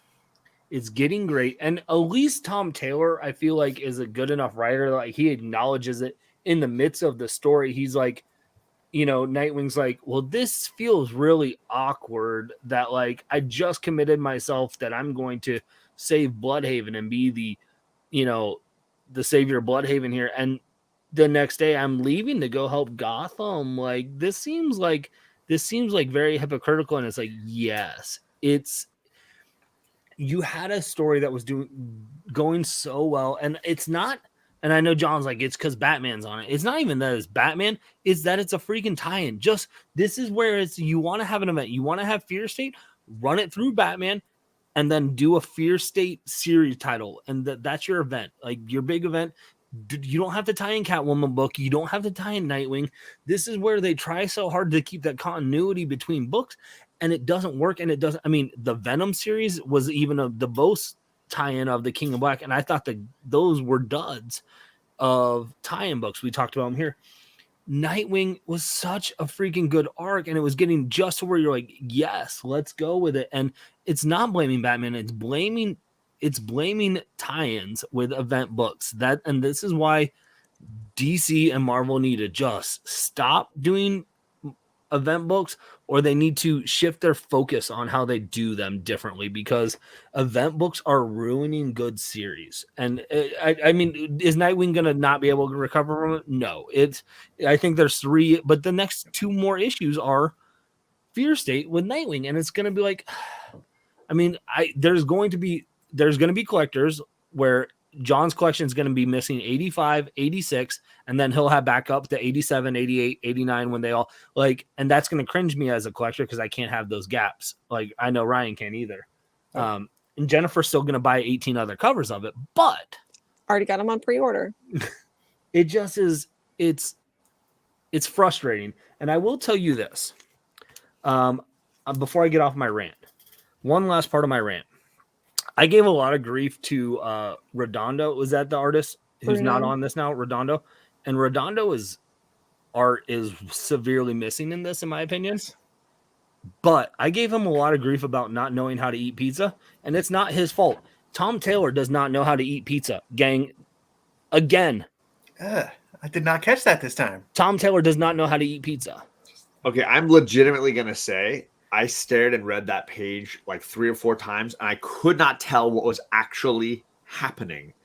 For you to tell me that he's eating pizza is like, okay, now this fits with the narrative of this entire series. Because I looked at it and I was like, is he making some kind of plastic explosive and kind of like just chewing it up first? You don't know he's eating pizza because no one eats pizza that way. And it's colored gray. It's colored gray. It's a gray crust. I legitimately looked that page over several times and could not understand the progression of art and what he was doing. The bag it is pizza from Marv and George's Pizza. It's the same place. Maybe they just tell you have to eat the pizza a certain way. I don't know. But yeah, Tom Taylor, I love you. You can write, but I need to go to a con and show you how to eat a slice of pizza, buddy, because it's not your artist's fault. It's your notes, because you can't have 2 artists like, we don't know how to eat pizza. The flip side of that coin is maybe it's an editor who's telling them how to show people how to eat the pizza. So in your scenario, Tom Taylor is writing the script and he's saying, hey guys, make sure when you draw this, make sure to not have anybody know how to hold the pizza. This is important and it will come I don't know. later. You tell me else. Tell me why. It's all going to tie in. Pizza. Either that or 2 separate artists don't know how to eat pizza, which either one of those is bad. It's building to a new Bat villain who is torturing people by making them eat it the wrong way. The Noid. Birth of the Noid. We figured it out here. You heard it here first on Fire Guy Ryan. Comics books. Oh, this is bad. Event books, though. Like, we kind of skipped over it earlier, but Death of Doctor Strange is an event book also. But they're doing the 5 issues Death of Doctor Strange, and then there's going to be, like, Avengers Death of Doctor Strange #1, like Strange Academy, it's all, they all have like separate one-shot spin-offs, and it doesn't seem like it's going to directly like spin into the books like this one is doing with Nightwing and knocking everything off the rails. Like, I think that might be a better way to do this, if you're gonna do this at all. Yeah, I think, I mean, I hate to say it, but Greg has a great point when it comes to the system of events. Something happened in the 80s when people were like, hey, Secret Wars was popular. We should do these big events. And it was fun to see how all the stories tied in and then tied out, even though the publication made that absolutely bonkers and made no sense, so that we saw the black suit before we actually got the black suit, and the whole thing was just stupid. I kind of feel like that they need a new format for these things. Now, there's obviously lots of ways to go. And DC in the past has gone with the Elseworlds format, where they're like, we're just going to tell Red Sun Superman. It's a really cool story, and who gives a crap where it connects in? It's just a lot of fun. And then there's inversely, you have the Fear State format, which is like, we're going to tell a main story, and everybody's going to tie in the Bat universe, and they're all going to get a Fear State logo across the top, and everybody's going to do a little tie-in thing. And I think there's got to be a logical middle ground, because clearly the events sell, or they wouldn't keep doing it. So they need some kind of like event, but I kind of feel like there's got to be a way to make it work. I've read some that I felt like could manage it well, and and some that I feel like were just absolute crap. I still feel like War of the Realms, if you read it in its entirety, is a phenomenal event. It got overshadowed by Hoxpox and all these other things, but I think Jason Aaron's War of the Realms was a lot of fun, and a ton of the tie-ins were riveting entertainment, and a whole lot of enjoyment could come out of that entire event. The problem was it was just a ton of reading amidst Hoxpox and all these other things that were going on that summer. So it's really tricky. That was my first event once I got back in the comics, was War of Realms, and I picked up War of Realms, and I picked up, I think, 2 of I did like the Punisher arc one, where he was taking them through the tunnel, which I thought was a very fun way to do it. And so there's a way to do it. I just don't know how they're doing it. At least at DC, it's true at Marvel too. I don't know that Absolute Carnage or the King in Black worked very well either, because it was a very hit or miss thing there as well, where some tie-ins were like, oh, I was really enjoying this one. And then, Thunderbolts was very like bonkers entertainment. But then you read some others and you're like, why are they even making this issue? Right. Yeah. For me, I think there's a couple different ways to do, like, I'm thinking of Marvel events in particular. You can either go big, and for me, like, Civil War is like the benchmark for like a giant event that genuinely affects everything. And you can tell spin-off, tie-ins, without kind of shaking up the individual storylines too much from what was going on. There's like, they all tie in, and they all can, because it affects superheroes across the board. So like, you can tell any kind of story you want in that format without getting too far in the weeds. But then I think there's other kinds of events that are like smaller and more isolated, like something like Siege.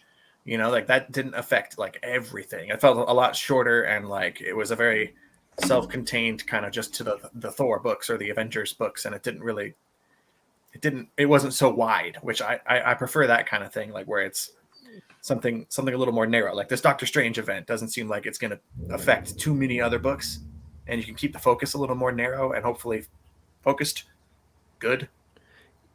Yeah, it's interesting. Well, because I think, John, you make the point of that they don't know what they want to do with event books. And I think you see that in DC with Year of the Villain. They were trying like, we want to tie in every single title we were doing with Year of the Villain. And the tie-in was literally the exact same panel at the very end of the book. And it was Lex Luthor talking to the villain. You literally could, I guarantee you the artwork was, only thing different was the character that Lex was talking to in each panel. And it was a page, maybe a page and a half of the book that they were doing. And that was the tie-in. And I'm at least okay with that. If it's like, don't take away my story for that, like, fine, give me a one, like, that's like the second tier stories that I don't read sometimes now on the DC books, because I'm like, I don't want to read about Punchline. I want to read about, whatever book I bought. Like, I don't need the second tier story. So they're trying to figure it out. But it's interesting because I think like a book like I think liked a couple weeks ago when we read it was Dark Ages. Which feels very much like a Marvel. It's a Tom Taylor, it feels like an event story of like the world's in a blackout, technology goes back, like, and it's going to be like it's Marvel's like Elseworld out in continuity. And it almost is like, is that the route that they just need to go and not try and hype up these events that tie in to everything and do more like what John says of like the Elseworlds, or just call it a mini series and be done with it? I should have said this before, but like maybe my favorite event, like the first one I can think of, is like Rot World, like Animal Man and Swamp Thing and the New 52 crossing over with each other. It was barely an event, more than like two comics crossing over, but it was still kind of billed as an event, and they had a lot of build up to it, and it really only affected those two books. And I think like the smaller you can go with your event and keep it like as contained as possible, but still crossing over somehow. There's like a very hard to reach middle ground with, like, you don't want to tell every, the more you spread it out, the more trouble you get into. Like, you're the villain. That was awful. That didn't even count. That was, like you said, like the last page of every comic. Well, it's interesting you say that, Ryan, because it almost reminds me of, it wasn't New 52. It was in whatever run we're in after the Rebirth series. Justice League had a crossover with Aquaman called Drowned Earth, and it was like two issues, and they did it a handful of times, because you had the button issue with Batman and Flash, where it was 2 issues were Batman, 2 issues were Flash. And I think that is a better combination for a crossover for me. Of, fine, you want Justice League, okay, do Batman. You want a Batman and Nightwing crossover, it's just those 2 books then, and that's the event. And because that it doesn't feel forced. Like it felt forced in this one of Tom Taylor literally is like, well, this doesn't seem right, but I'm going to do this anyways because I'm Nightwing and I'm going to go help out at Gotham.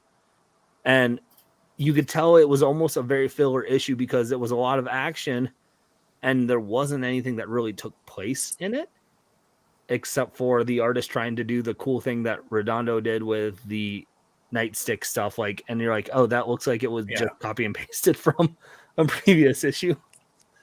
I normally have a bad memory, but I don't remember this book at all, and I just read it. Like, I don't know what happens here. Like, he meets up with Batman and fights. And that's all they do. There's not much here. They're clearly derailed. Whereas Nightwing before this was, again, it's like top tier storytelling. DC, this is a book I have recommended to a lot of people, and I can't recommend this issue like at all. It happens. Old Wolf, John has agreed with me tonight. Chaos has agreed with me tonight, and now you are agreeing with me tonight. It doesn't happen often, but it has tonight. And everyone on this panel brought up a certain TV series that I have not mentioned one time. I don't think John's even watched it, really. I don't think he does. It's on my to-do list. John, if you've watched it, show us a Ted Lasso gift. Oh my God. This is worth bringing up because I think the only people that really appreciated what I did yesterday are on this panel or missing from this panel because they were in a certain chat. I spent an entire day conversing with a ton of people only in Ted Lasso gifs on Instagram. I in particular, it was this group of people planning this show that invited me into a group chat to discuss this show. And I refused to actually use any words. I only used the copious, prolific collection of phenomenal gifts based on the Ted Lasso TV series. And to Fire Guy Ryan's point that like a lot of other shows have had a lot more episodes and don't have this collection. Like Ted Lasso So has pissed. like maybe 12 published episodes. I was in they haven't even finished 2 seasons, and It's the 'cause seasons it's are on like Apple 8 TV. episodes versus something like any Always other Sunny. show. It's Apple. Apple It's is king so- of gifts. It's so amazing, and they are phenomenal. And You use a different one every single time. I too. never No. used in any given chat. I never used a particular one twice. I had an entire conversation with JP Budget Collecting where I would use one of those, and he would reply with another GIF. Like we were going back and forth, and you can read this as a conversation. It was amazing. And my I didn't favorite of realize all it until time. yep. Yeah, my favorite of all time though was, I had people like No Good Comics trying to trip me up. And he's like, "Hey John, what's 5 + 5?" And I found a GIF where a character holds up both hands, and I was like, done. Like I could legitimately answer any question. That's when you just don't go on your phone again all day. You're just like, bad connection. I did ask John who his favorite, if I was his favorite YouTuber, like just respond in a Ted Lasso GIF, and he did. So I'm his favorite YouTuber. Sorry, gang. Right. It didn't make sense to me when we were suffering through this in our group chat yesterday until I looked at John's story and saw where he announced to the whole world, like, "Hey, I'm gonna only talk in Ted Lasso gifts today." Well, what's funny is Sean was like, "Hi, like, sorry, I invited John to the chat," and he literally he didn't know that John had put this challenge out. He's like, I didn't realize he would literally just be blowing up the chat with gifts. I was like, he's like, "You're right, Greg. He doesn't like group chats." The funny thing is, I had been doing it for the last few weeks. I had just been sending like Ted Lasso gifts to reply to things as like jokes, and then I was like, "There's a crap ton of these things, and they're all so good. They're perfectly fit any situation." Which sucks perfect. because a great show like I Think You Should Leave has not enough gifts for how gosh darn good it is. Right. It's a really good show. I need Everybody to- in my I life need is to- sick of me talking. I need about to the last watch couple that show, weeks. but it wasn't recommended to me. It was just recommended to Ryan. So I think only I so. would appreciate it. I think the reason why is because I Think You Should Leave is one of the weirdest shows I have ever watched, and it's hilarious. And I was like, "Hey Ryan, you know how you told us that you hated comedy and you didn't like comedy? Well, here's the comedy recommendation for you," and I won. So I mean, it's got a lot of like dead bodies flopping out of coffins, and like if that's your humor, then go for it. Yeah, it's strange. There's a segment of the show that we do that we just introduced where we pick our favorite art of the week. wait, what? Interior or cover? What are we doing first? I don't know. We do It's a both. new idea. We've never done it before. Because I've gone back and forth on some of my picks, so I'm curious to see where I actually finish out. I'm curious about my own picks. We do both, right? Cover and interior. Yep. Yep. And then your overall favorite book of the week. It can be something we did not talk about either. All right.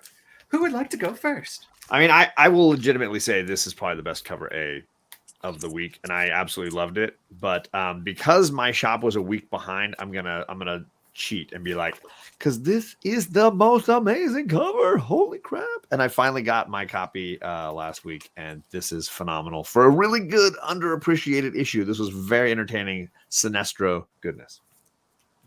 That's a good book. I'm glad you liked it. We have had our disagreements over that Green Lantern run. Hey, look who's in the chat. Hey, who is it? some guy I don't know. It's the Beast. Good to see you, Listen, sir.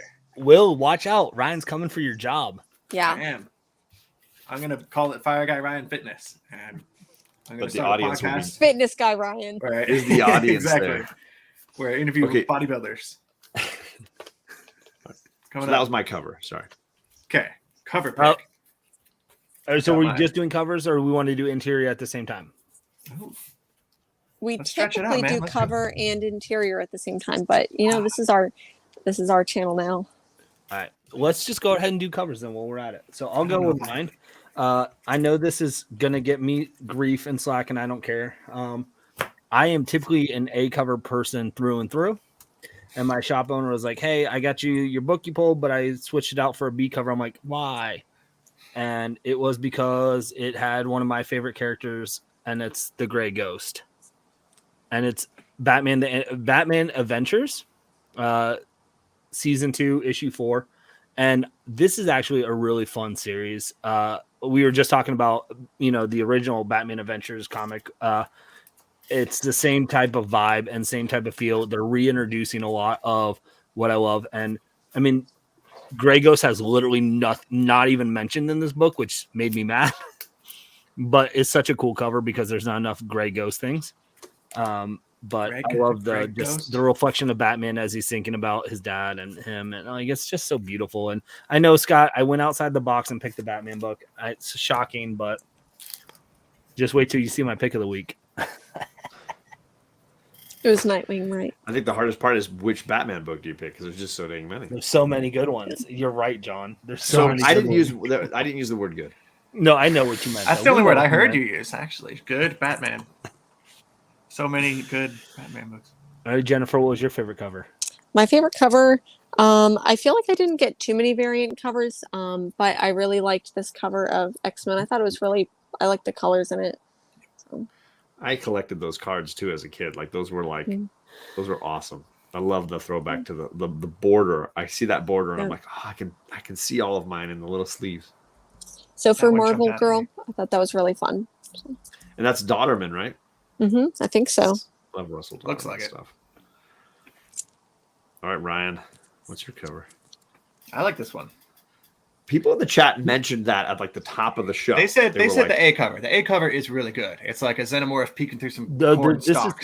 This series is still happening? Yes, Alien is still going on. This is number 7. This is a variant with a bunch of them creeping on like a farmhouse with some cows down here. It's cool. I like it. It's so spooky. We're going to get like cow xenomorphs? Like we had the dog xenomorph in Alien 3? Ooh. Basically, it's got like udders and... The more you can take from Alien 3, the better, really. Because that's obviously everyone's favorite. That's the best Alien movie. People who know. Everyone knows that. And interiors, I didn't have a lot of favorite interior art this week. Maybe I haven't read the good one. But I'm going to do a cop-out, I guess, and just say Batman interiors. I really like what Jimenez is doing in these books. I like his artwork a lot in here. So I'm going to say that one. That's easy. That's safe.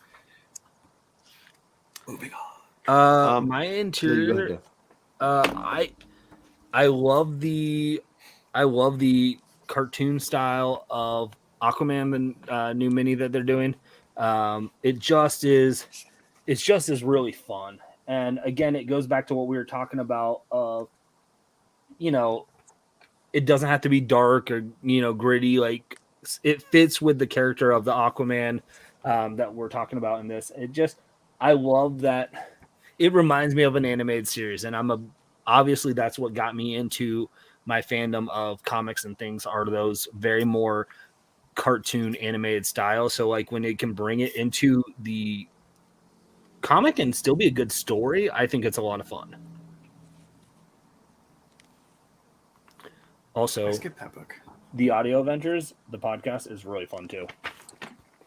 I thought that was going to be very hokey, and so it is very hokey. But if you remember, like the serial, like listening to like The Shadow or like those old where they tell it, and the cast is fantastic. The voice cast, you have Fred Armisen, Jason Sudeikis, what's his name who plays Jeffrey Wright, is like it's a great cast. It's a lot of fun. It's very tongue in cheek. It's very like what you would imagine from like a radio show, but I highly recommend it because it's just a lot of fun. And like it's Mayor Hill is Jason Sudeikis, and like he literally at one point is just like, so the police force has agreed to sign on a person who dresses like a bat because that makes perfect sense, and this isn't weird at all, and like it just is really like making fun of itself, and it's fun. So nice.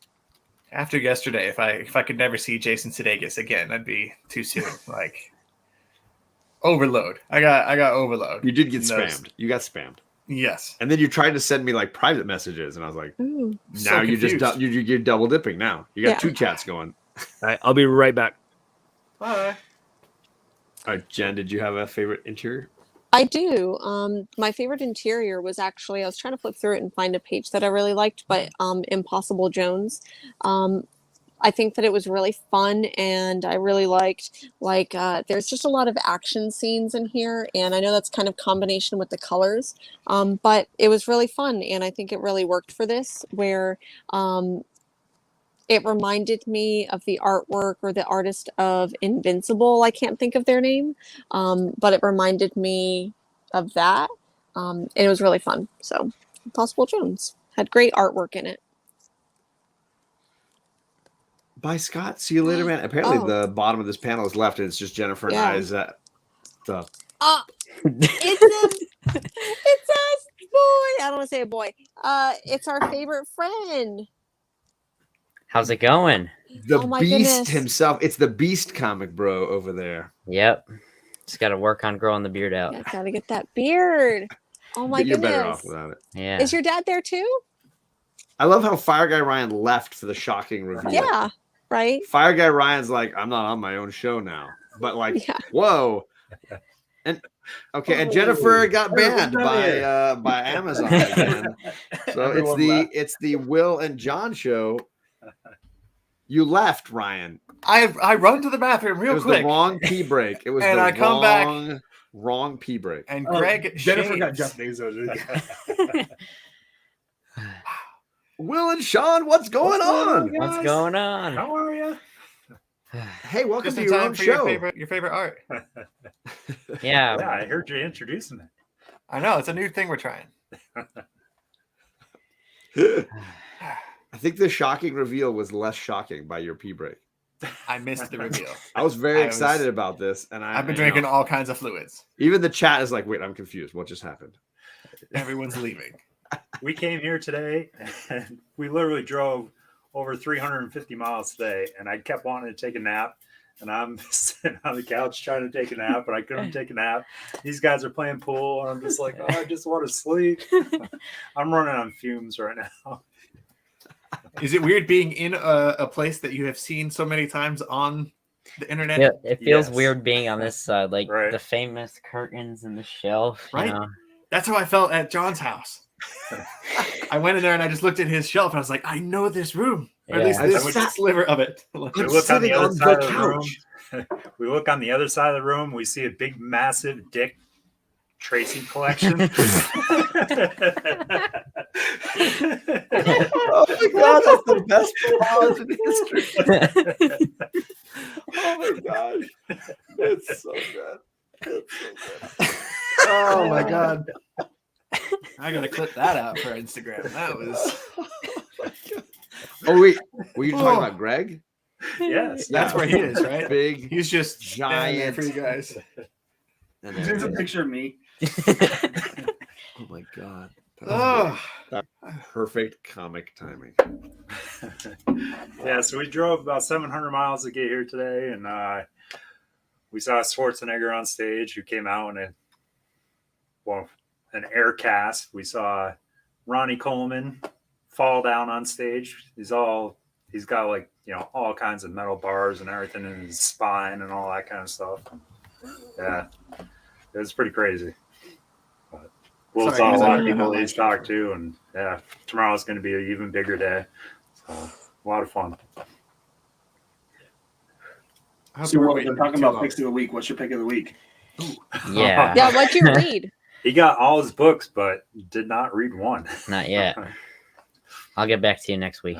We had to leave first thing after school on Thursday. Yeah.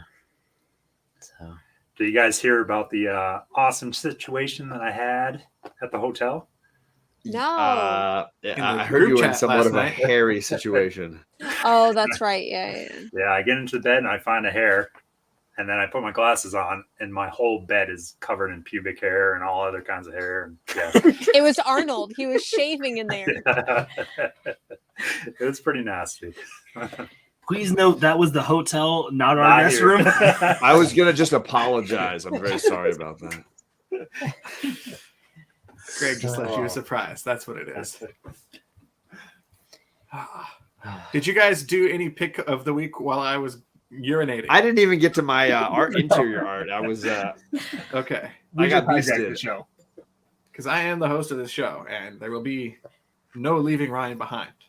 Well, So, so I was I was gonna say I think an underappreciated book this week was Supergirl, Woman of Tomorrow. I really enjoyed it, and the interior art I thought had several really great, mind-blowingly cool panels.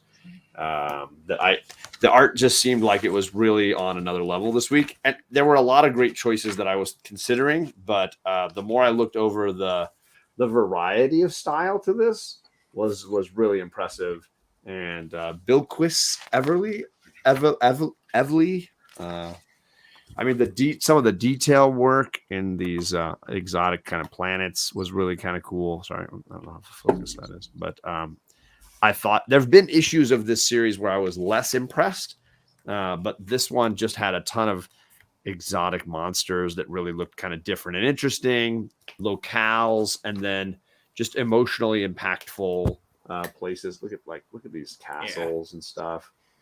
It was consistently like making me pause. And this moment where she flies into a star just to like emotionally recover from what she's seeing, really, really like a creative way to use the artwork. And so there was some really interesting and unusual uses of art. So I ended up going with this one instead of my second choice.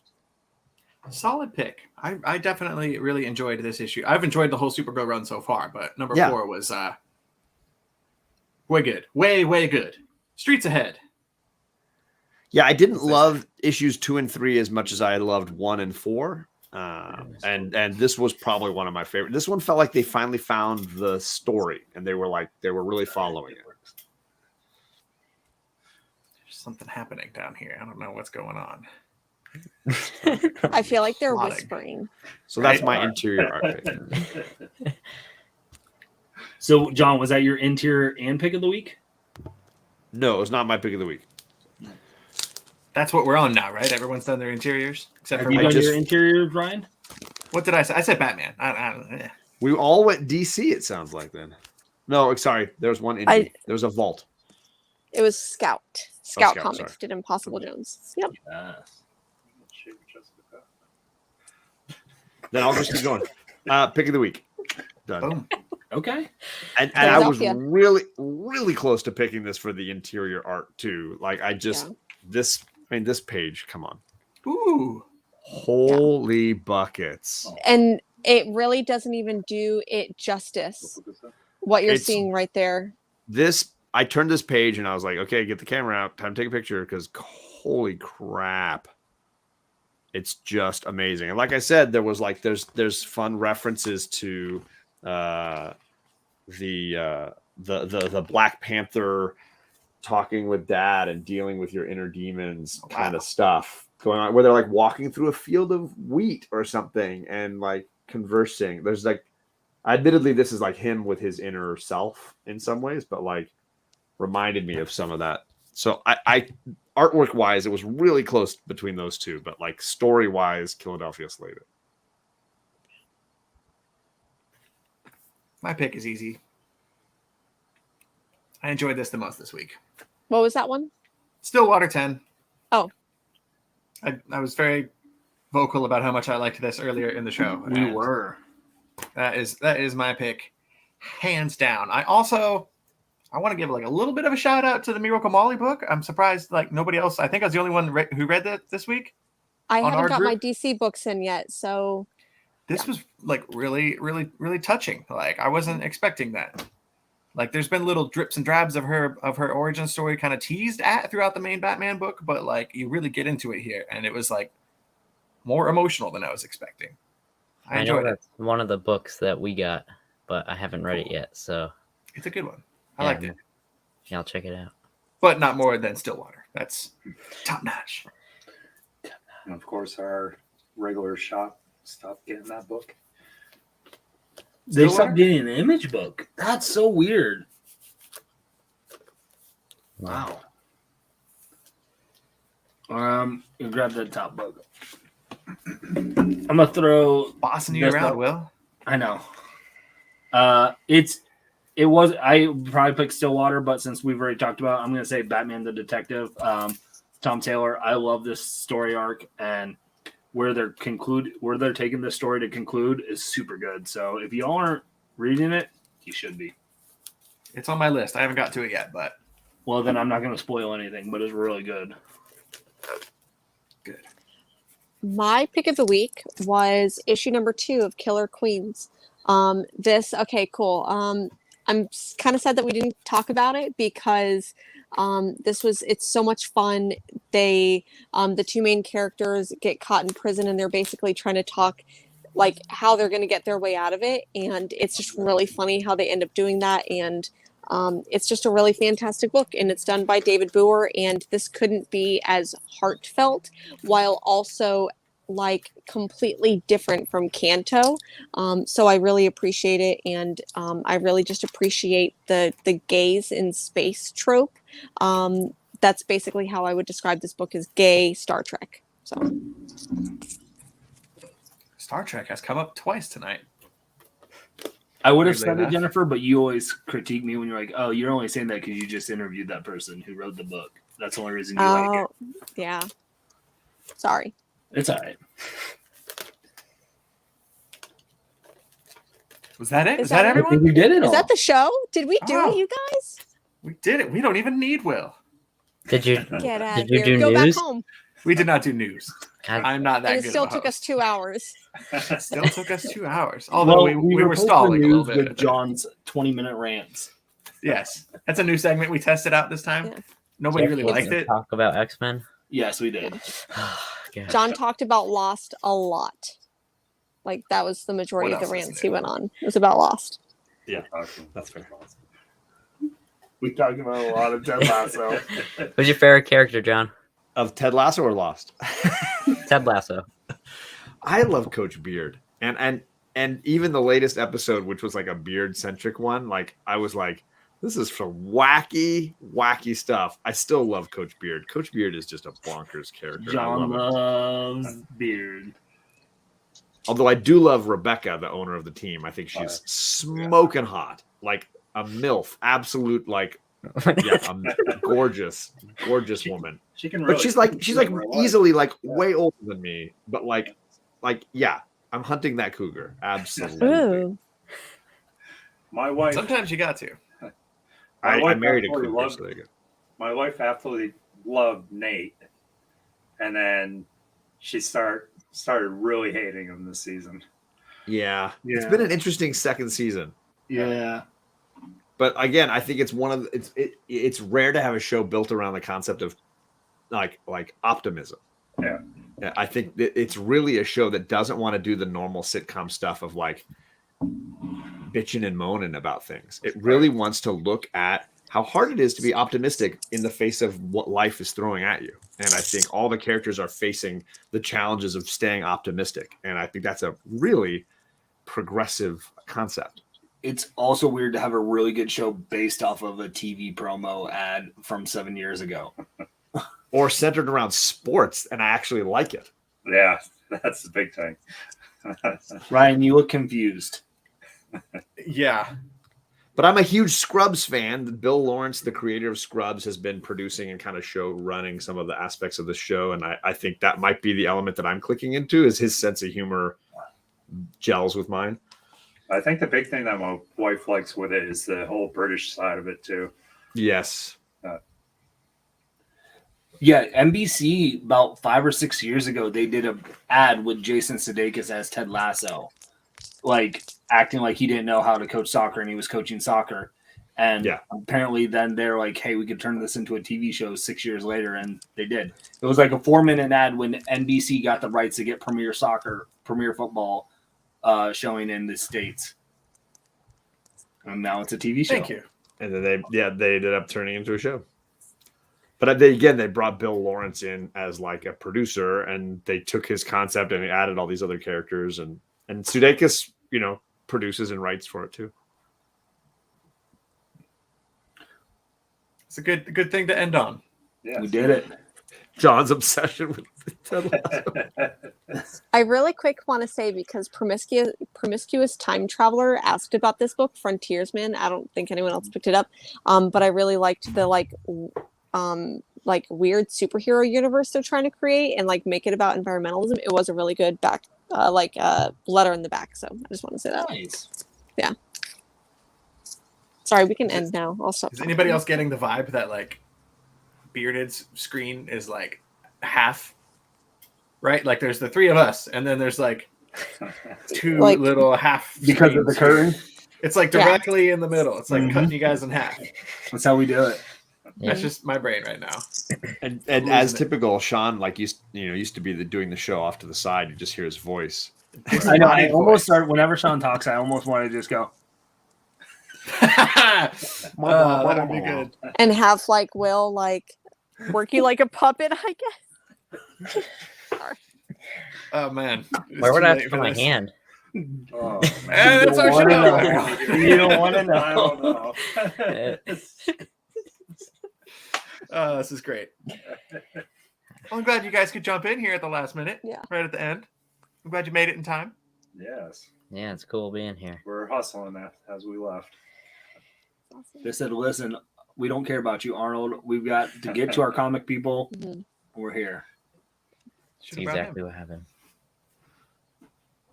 Ryan, can you hit that outro video that you have for us? Yeah, I totally have a nice video to use and the intro video that I totally forgot and I definitely just don't have. So yeah, stay tuned for the better version of Comic Talk Live now, I guess, with less Yeah. bells and whistles. I'm gonna hit the end broadcast button. Good night, everybody. Thank you for Bye, hanging out with friends. us for 2 hours and 30 seconds. Holy smokes. Goodbye.